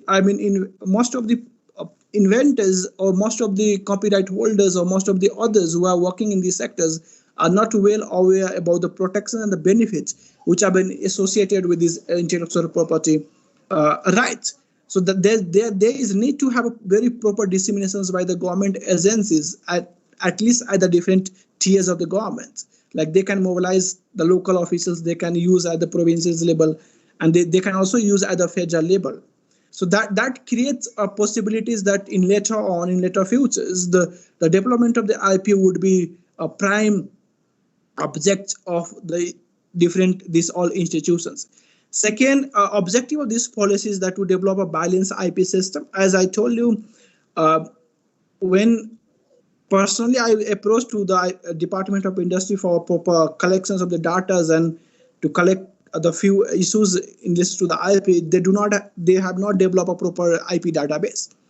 So this may be the reasons when there is no proper IP database, there is no proper communications, and there is no proper filing system. So they are still traditionally keeping those all records in a very hard volume. So that's very much uneasy for the others to look into, or the considering the bureaucratic hurdles that's coming up, longer period of time for granting the patent, and unnecessary hurdles may be a reasons that this policy is trying to cover up. Another, as I told you, to create awareness about the social, economic, and the cultural aspects of the IP. Very true, but most of the people, the place where I'm living in the Kathmandu, this is very known for the traditional, the product that's in Bhaktapur. If some of you have visited these places, you may find some cultural products in those areas, but there is no proper protections given by the government to those assets. So that's why they have been not properly communicated, and they are not even aware that there is an economic benefits. There is economic advantage attached to these sectors. And another, to encourage the commercialization of IP. This is still we are lagging far behind. We have not commercialized the issues that comes in the intellectual property rights sectors. Another, to strengthen the legal, administrative, and human resources to ensure protection of the enforcement of IP. That's very much true. We have only 2-3 laws, and one law is been drafted, but that's not being passed by the legislative house due to certain reasons, and administrative in the sense there are some financial constraint that's coming to strengthen the intellectual property sectors, and human resources, very few who have been well trained in the IP sectors. So that the reasons somehow these policies are tried to cover up in the law. And finally, to establish a single government entity for the enforcement of IP rights and related issues. As I told you, if you see the copyright is under the different ministry, the patent, design, and trademark is under the different ministry. So if there is no proper collaborations, or if there is no proper cooperations between these two different ministries, that may not benefit in a longer term to the sectors. So for at least if a single door policy is being adopted in the intellectual property sectors, that can promote or that can give a new perspectives to these intellectual property rights. If you see how government has adopted approaches to enforce this IPR policy, there are two approaches that government has vision to implement this policy. The first, it has aimed to revise the existing legal framework. So the first thing that they are trying to do it is that to brought an amendment timely needed, considering the obligations of the TRIPS, considering the obligations of all the international agreements that Nepal has ratified to the Patent Design Trademark Act, along with some other sectorial legislations in the IP sectors. Second, also to recognize this is not only amendment that policy has foreseen. Policy has further recognized there is a need to recognize and enact law related to geographical indications. As you know, there are few areas in Nepal whose products are very famous, but due to lack of proper protections, they are not being properly recognized, not benefits disseminated or communicated to those individuals or to those communicators. So laws relating to GI is also needed, along with the petty patents, traditional knowledge, cultural integrated circuit, plant variety protections, trade secret, and the biodiversity. So we have a law relating to biodiversity, but that law is not connected with the IP. So somehow even the existing law have been not connected with the IP legislation. So that's why they have been working in a very, very disseminated way, in a very isolated way. So in that way, the first approach is to try to build a very strong foundations in terms of legal issues, in terms of legislative framework. Then that would be easiest for the inventors, that will create and that will support the others to get involved in this IP industry. Second approach that this policy has adopted is that it has also aimed to introduce various programs to create awareness and promote intellectual property rights to the concerned individuals. And third is about to address the policy address the need to curb IP infringement and recommends revising penal provisions under the existing legal framework. So these are the three approaches that we have seen the government has initiated. The government has aimed to enforce the IPR policies with these three approaches. So if you see now I will tell you how this new setup of the government, that means the federal structures, has been also associated with the IP sectors directly. So this is the structure that draft policy has visions in terms of materializing the intellectual property rights in Nepal. The first policy has vision to establish a National Intellectual Property Council that would be under the federal government. And along with this establishment, this National Intellectual Property Council in IPC empowered to look and extend the further cooperations with the provincial intellectual property councils along with the local one. But the two other structures have been not well. So that's why that's one reason the bill is not well tabled, or there are some issues that's coming up under this thing. So this is the new setup once Nepal were adopted the federal structures. Second, it has also a vision to establish an intellectual property office under the Ministry of Industry, Commerce and the Supplies, which were not seen in the old IP policies. Third, it has vision to establish an intellectual property tribunal or the IP court.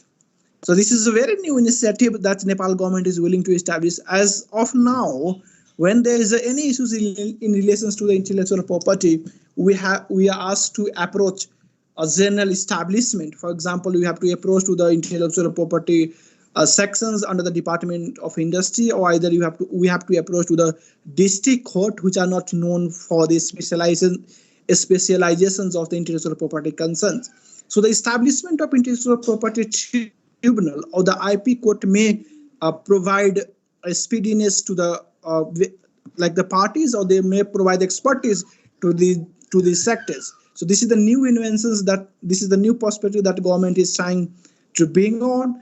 If there is no establishment of the tribunal, at least to provide the immediate facilities of IP bench at the level of High Court. So as if someone is not agree with the decision of the Department of Industry, they directly can approach to the High Court. So if there is no specific bench of the IP, you have to again go through the normal process, and the judges may not be well aware about the IP issues.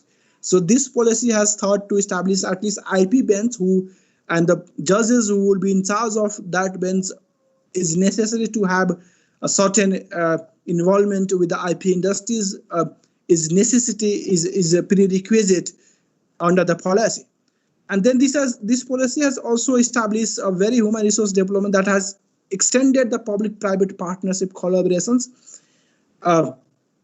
so with the certain incentives, but how these public-private partnership collaborations will move ahead, what will be the modalities, what will be the percentage, and what will be the benefits to the private sectors while joining in hands with the public institutions in the sectors of IP are being not well detailed, but the government is trying to build a framework on it. So this is, and lastly, we have an IP promotion fund. So these are the 5 very innovative approaches that the government has adopted. This is the innovative from the Nepalese perspective. This may not be innovative from the Indian perspective, because I told you in the beginning, our intellectual property industries are not well developed as in compared to some other country. So these are the things they still consider the very innovative that government is trying to take lead on it. So in that way, this policy has brought this new perspectives to the IP industry. So let me tell you, this is a very, if you see this slide, you may have found how these slides are here. Nepal government has not only agreed to provide a national protections to the nationals who are in the IP industries, but it has also protected these things beyond the country. That means if there is a certain investments coming in the forms of bilateral investment treaties, that treaties has also protected the questions of intellectual property rights. So this was the reason I thought to share with you. This is, and I also found in Indian BIT model, almost all the bilateral investment treaties that Indian government had with having with other government have all incorporated the issues of intellectual property rights. So this is not merely the subject of national jurisdictions anymore. The issues of, for example, Nepal government signed the bilateral investment treaty was with France in 1983, and that treaty has very, specifically protected the issues of intellectual property rights. For example, patent, licenses, trademarks, designs, industrial models, technical procedures, registered names, and the clientele. So in that way, and even the last treaty that we have is with the India is already terminated. But if you see this treaty also, this has also kept about the intellectual property rights. But the condition here is that depends on the relevant laws of the respective contracting state. So in that way, if there is a dispute between the investors, we do agree to hear those issues at the International Arbitration Panel, and in investment law, we generally called DEXID or any other model that Nepal government has agreed out of these all 6 major bilateral investment treaties. So it provides a perspective. Even our laws are not well equipped. Even Nepalese industries are not well equipped in the terms of intellectual property rights. How do Nepal government foresee the possibility tomorrow there may be the conflicts in relation to the intellectual property rights? So under the definitions of these all major 6 bilateral, the IP protections were given to the investors, and similarly the Nepalese investors in abroad or in dealing with a specific law, and that is there in relations to the IP sectors. So we have a Patent Design Trademark Act of 1965. If you see the purpose of this act, it clearly says that it has, in respect to patents, design and trademark, for the convenience and the economic benefits of the general public. So they were like, out of this preambles, we can deduce three broader objectives of having this law back to 1965. The first, the state has duly acknowledged that there is a need to have a proper dissemination of IP-related knowledge and also need to create a proper database of it. So the first thing, if people are not aware about the benefit that is associated with this IP industry, you may not find a proper database or the proper numbers that is been associated with the IP industry. Second, IP will lead to economic benefits of general public. It means IP utility can boom economy and investors will be also benefited. So this is not only, transfers of technology will only boom the economy, but if you have your own inventions, that can also benefit the general public. And if the general public are much aware about the benefits of the IP protections, they would be much more encouraged and they would be much more participated in this entire framework. And third, the government must develop mechanism as a private-public partnership for it, which is seen as in the IP policy. So the 1965 Act has somehow incorporated this border three objectives in order to deal with the issues of intellectual property rights in Nepal. And these are the definitions that we generally know, maybe some additions in compared to the Indian legal system in relation to the patent, or maybe you may not find something here because as I told you, we do not say a similar way of like legal system or draftings. But here patents generally means the inventions related to new methods of process, manufactures, operations, transmissions of materials or combinations of materials. And these are all of a new theory of the formula. So, and design is there, trademark is symbol, is all there in the law. If you want, I can share with you the entire piece of legislations. There are few sections that I thought to share with you in relation to these all patent, design, trademark, and the copyright out of those entire piece of legislations. So there's few circumstances in which you cannot register the patent. First one is that in case the patent is already registered in the name of any other persons, that you have to when you are filing a patent applications to the Department of Industry under the patent sections, you first establish this thing before you proceed with your applications. And in case if you fail to do it, they at any time they may cancel your registrations. And second, in case the applicant him or herself is not the inventor of the patent sought to be so registered, nor has acquired rights over it from the original inventors. So in case the patent sought to be registered is likely to adversely affect the public health, conduct, or the morality of the national interest. So these are all fine, but if you see the point number say, as if I know, we have litigants as well as the academia here. If you see what amounts of public health that we can develop at least qualifying indicators to test whether that patent will lead to impact or will lead to adverse impact on the public health or not. But what about the morality or the national interest? Those are very subjective natures. No, I have seen any cases that has defined in relation to the intellectual property rights what amounts of concerns of conduct or the morality or the national interest in relation to the patent.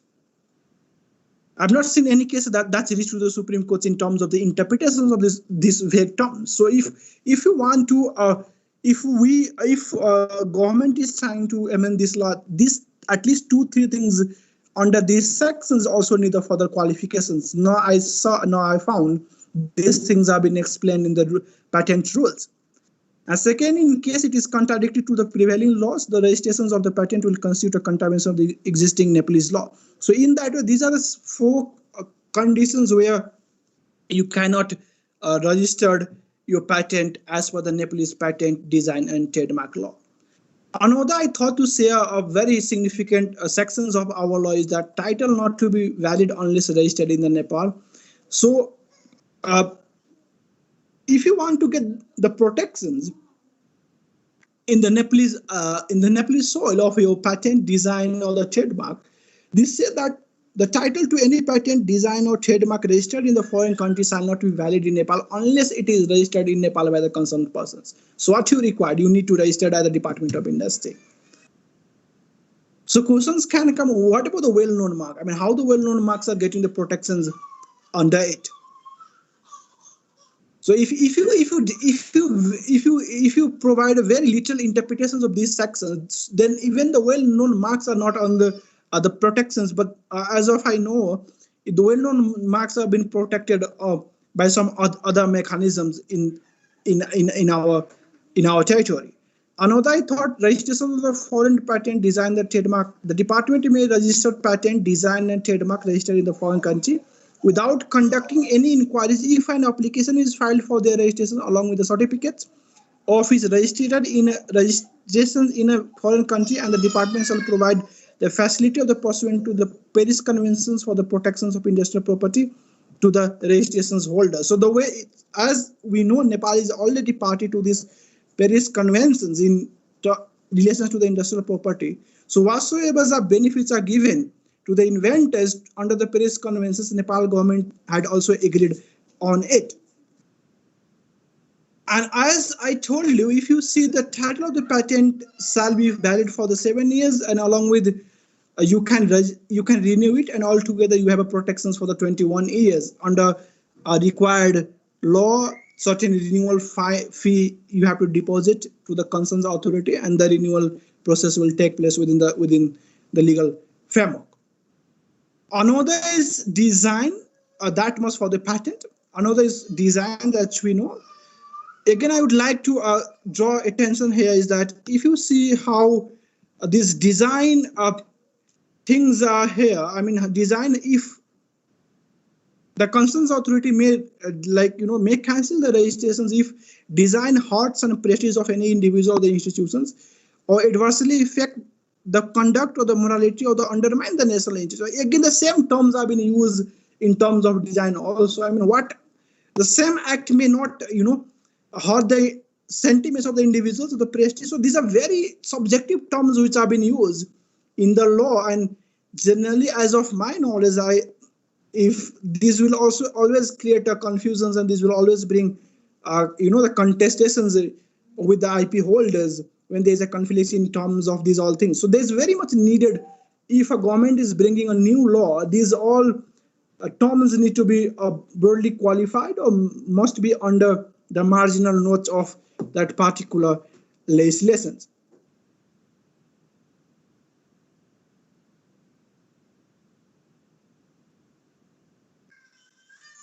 And again, provided that if a department is willing to cancel the registrations, that will at least give again you require how long will amount a reasonable opportunity.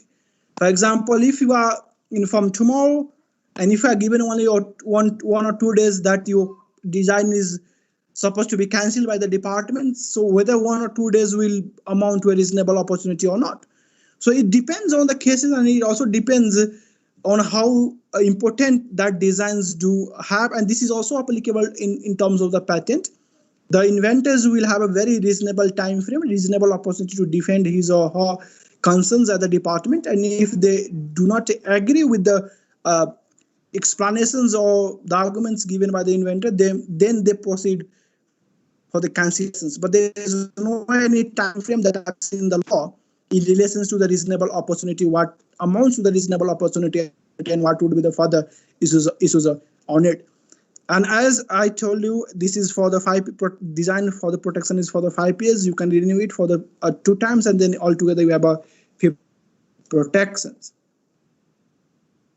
And another is about is on the trademark. Again, the question is something like, if you register the trademark, then if that is again harming the prestige of any individual, the institution, or that adversely affect the public conduct. See, the language in the patent, design, and the trademark are very similar. But since these all needs of further qualifying indicators, lack of those possibilities may create a confusions while dealing or while looking for the issues in relation to the IP industries. And when I was doing interactions with the concerns authority at the in Department of Industries, I asked with them with the same language, and they told me that there are no any cases that's brought looking for the interpretations of this proviso clause that is under the law. But what I do personally believe is that there has to be certain criteria, there has to be certain very objective criteria that would be there to support this proviso clause of the law.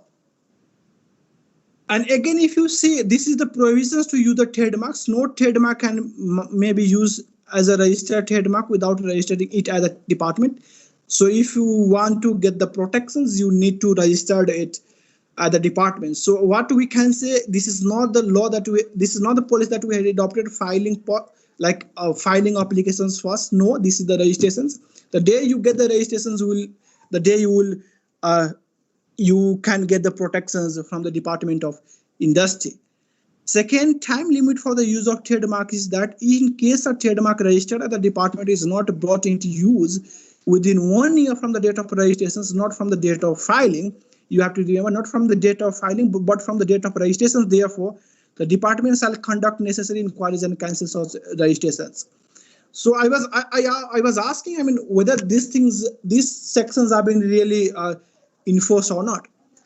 And during conversations, she told me that we often make inquiries, but this has not become a general task. This has not become the general regular activities of the Department of Industry. But that's needed.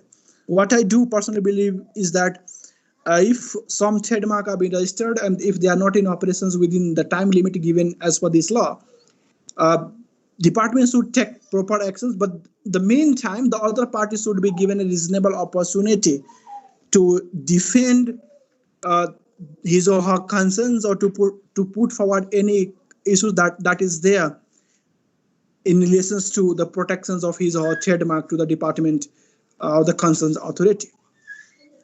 Again, this is the terms of trademark protections, 7 years, and then you can again renew for it as per fulfilling all the requirements by the patent design trademark rules. And one of the most interesting features that I found while reading the law is that it has also spoken about the issues of compensations. But how these compensations would be, calculated, it depends on the cases. So in case if a person whose patent design trademark has been registered under this act suffer any losses as a result of violations of the provision of this act by any other persons in respect to the patent design or trademark, the department may order to amount actually by the title holder from such offender in the form of compensations. So it depends. What is the actual damages or what is the actual losses that a patent holder or the design holder or the trademark holder suffered by the action of the other parties. So when I try to ask, is there any formula that department had upheld so far? I was informed that there is no any specific formula, but there are certain established practices. The persons who are claiming he or she has suffered certain losses has to establish his or her claim. That has to be very reasonable. And that has to be very exact, not around approx figures.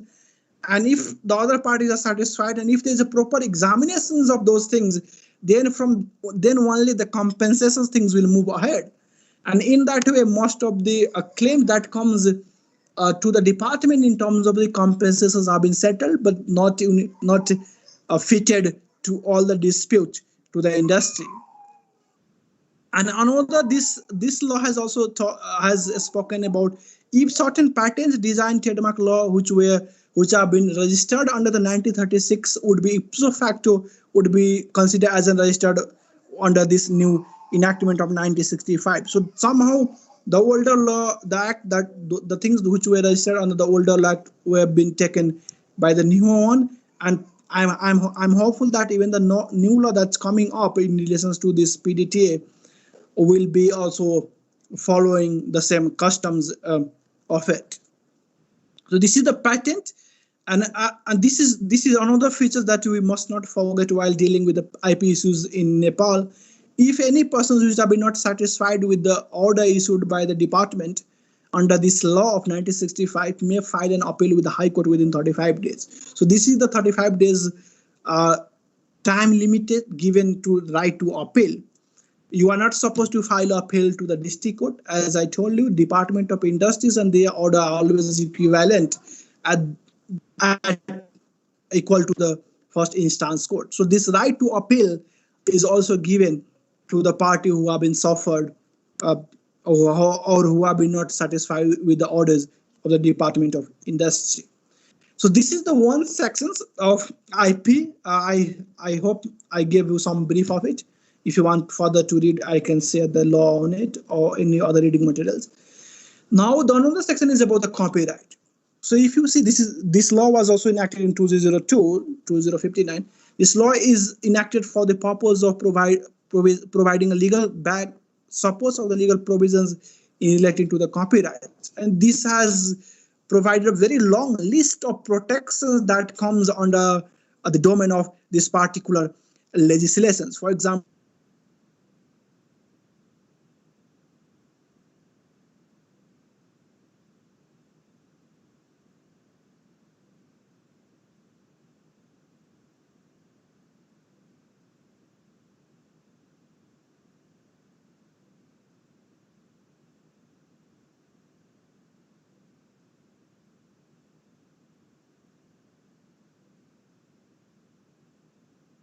Is there a network error from the speaker's end, or is it that I can't hear only?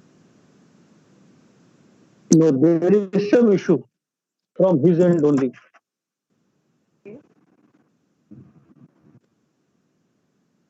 Hilly region, though, maybe for that. Swati madam, is there a way to connect with him and see if we can resolve it?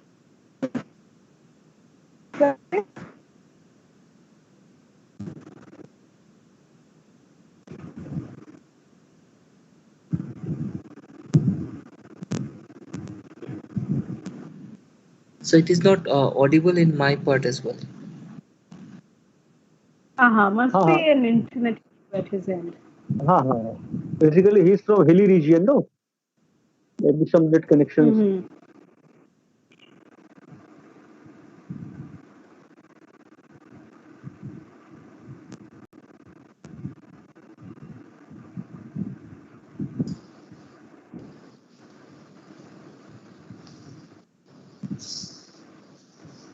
Hello. We are sorry for the inconvenience caused. Yeah, Yes. I can listen to you, sir.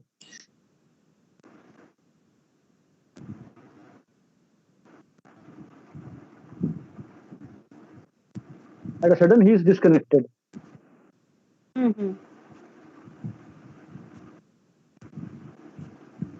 For all the other members in the audience for the technical glitch, our team is trying to reach out to him as soon as possible and to see if it's possible. Madam, Vijay has called me just now from Nepal. So he's saying this team is showing that to hold his connection. So any technical reason for that, he's inquiring about it. Should not be any problem at our end, sir. We have not done anything particular midway. Swati madam, if you could help in this. I'm also trying to figure this out, but I don't see problem at our end. Right. Probably he could restart his computer. Okay, I can give him the direction.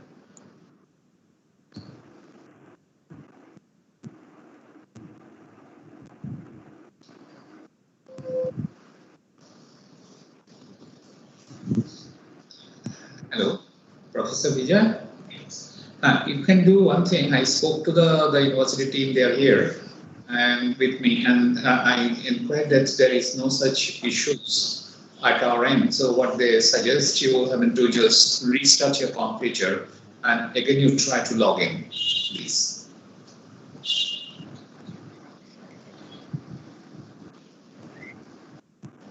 Okay. Thank you, Vishwajit sir. Yeah.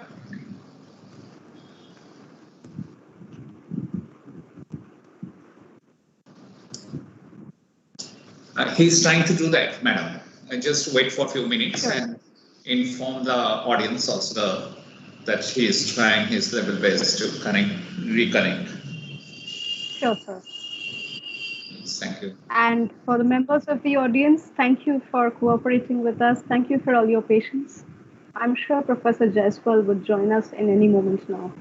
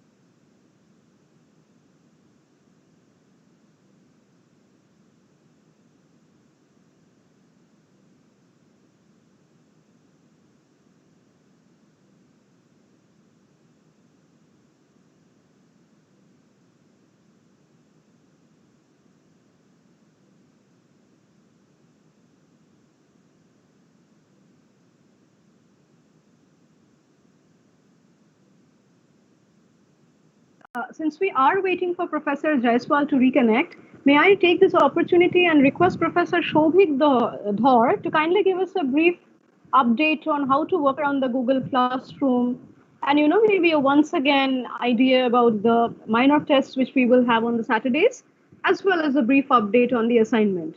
Professor Dhor is handling this unit. It would be a good idea for all the participants to know about the nature of the minor tests and the assignment, which is to happen one each on each Saturday. Is Professor Dhor with us?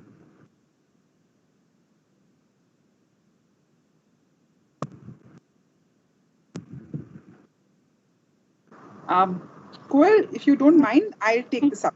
Oh, sure. Yeah. Hi. Hi, I'm Swati Sharma. She'll give us a brief update on the minor tests as well as the assignment. Basically, the evaluation. Yes. Swati, over to you. Hello. Hi, I'm not switching on my video because there seems to be rain here and my bandwidth is wavering. But yeah. So we have 80% attendance. That's a minimum that we are required for all sessions that are conducted over these 2 weeks. Over and above that, we have 3 tests. All the tests will be held, 2 objective tests, 2 of which will be held on Saturdays after the sessions are completed. Each test has 25 marks for you to score. That's a maximum mark. And on your Google Classroom, we have added a couple of topics for you to choose to write a short essay on to whatever comfort that you have with regard to the topics and submit them by 17th after the last session takes place. There is a grading system that we have developed for this very reason, which basically ensures that you need to score a 50% to get any certificate of participation, as it's a refresher course. This grading system is necessary for us to include. So it's anything between 51 to 60 gives you a grade C, 61 to 70 gives you a grade B, 71 to 80% gives you a grade A, 81% to 90 gives you a grade A+, and 91 and above is grade O. The coursework details are all there. I have been put forward by my colleague, Mr. Dhor, in the Google Classroom. In case you haven't joined yet and you're a registered participant, I suggest that you join as soon as possible. We have sent in emails. We have requested you to join this Google Classroom through your Gmail ID, on your WhatsApp groups as well. A number of people have had difficulties, but those difficulties majorly have come from the fact that they have tried to get in through domains like the TNU domain or another college or school's domain. So please don't do that. Use your personal Gmail ID so that you can get access to the information that we have provided. The objective tests are scheduled by Google Classroom. So at the given time in your final schedule, this objective test will come online. You can give your test and turn it in through Google Classroom. You don't need to worry about any other thing. You don't need to send us any email. You don't need to send us any information about having completed the test. We'll know as soon as you know that you have finished the test. You'll get your marks then and there. As far as your assignment, all you need to do is use the turn in button, which is going to get activated on the date of submission for you to turn in your assignment. If you do have any queries, please do write to me or Shovik Thor. I'll write that email address for you in the chat box. You can take a note of it and then further you can send us any queries that you might have. I think I'm done, Goel. Yeah. Thank you, Swati. The other thing is I keep understanding from the WhatsApp groups that people still have problem in joining the WhatsApp groups, in joining Google Classrooms or other kinds of technical problems. Since we have by default a little time in our hands now, if anybody has any joining issue, technical error, other things to sort, maybe now is the time when we can sort it out. Meanwhile, Professor Swati Sharma has kindly written down her email address in the chat section of this Teams. She's mentioned the email address of both herself as well as Professor Shovik Dhar. You can reach out to one or both. And like I was saying, if anybody has any technical problem with either joining the WhatsApp group where information is necessitated, or if you have any queries about how to access the Google Classroom, if you cannot access, if it's an email domain clash, if it's any other clash, since we do have some time now is the time to sort it out really.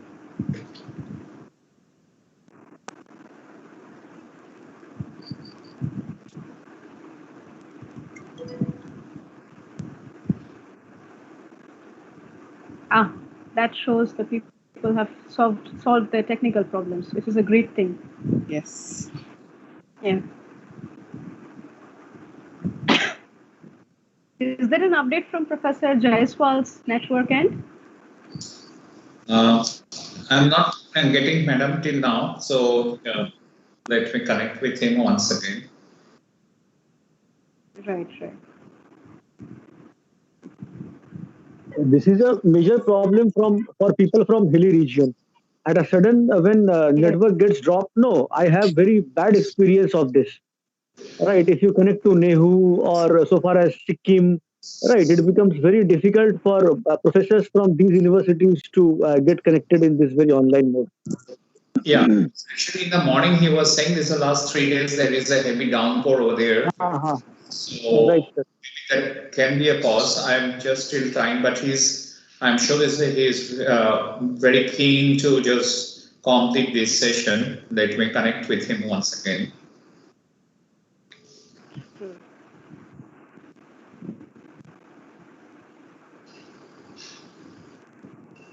Hello. Meanwhile, one of the participants is asking what's the... Actually, it's already started, so the stream, what could I do?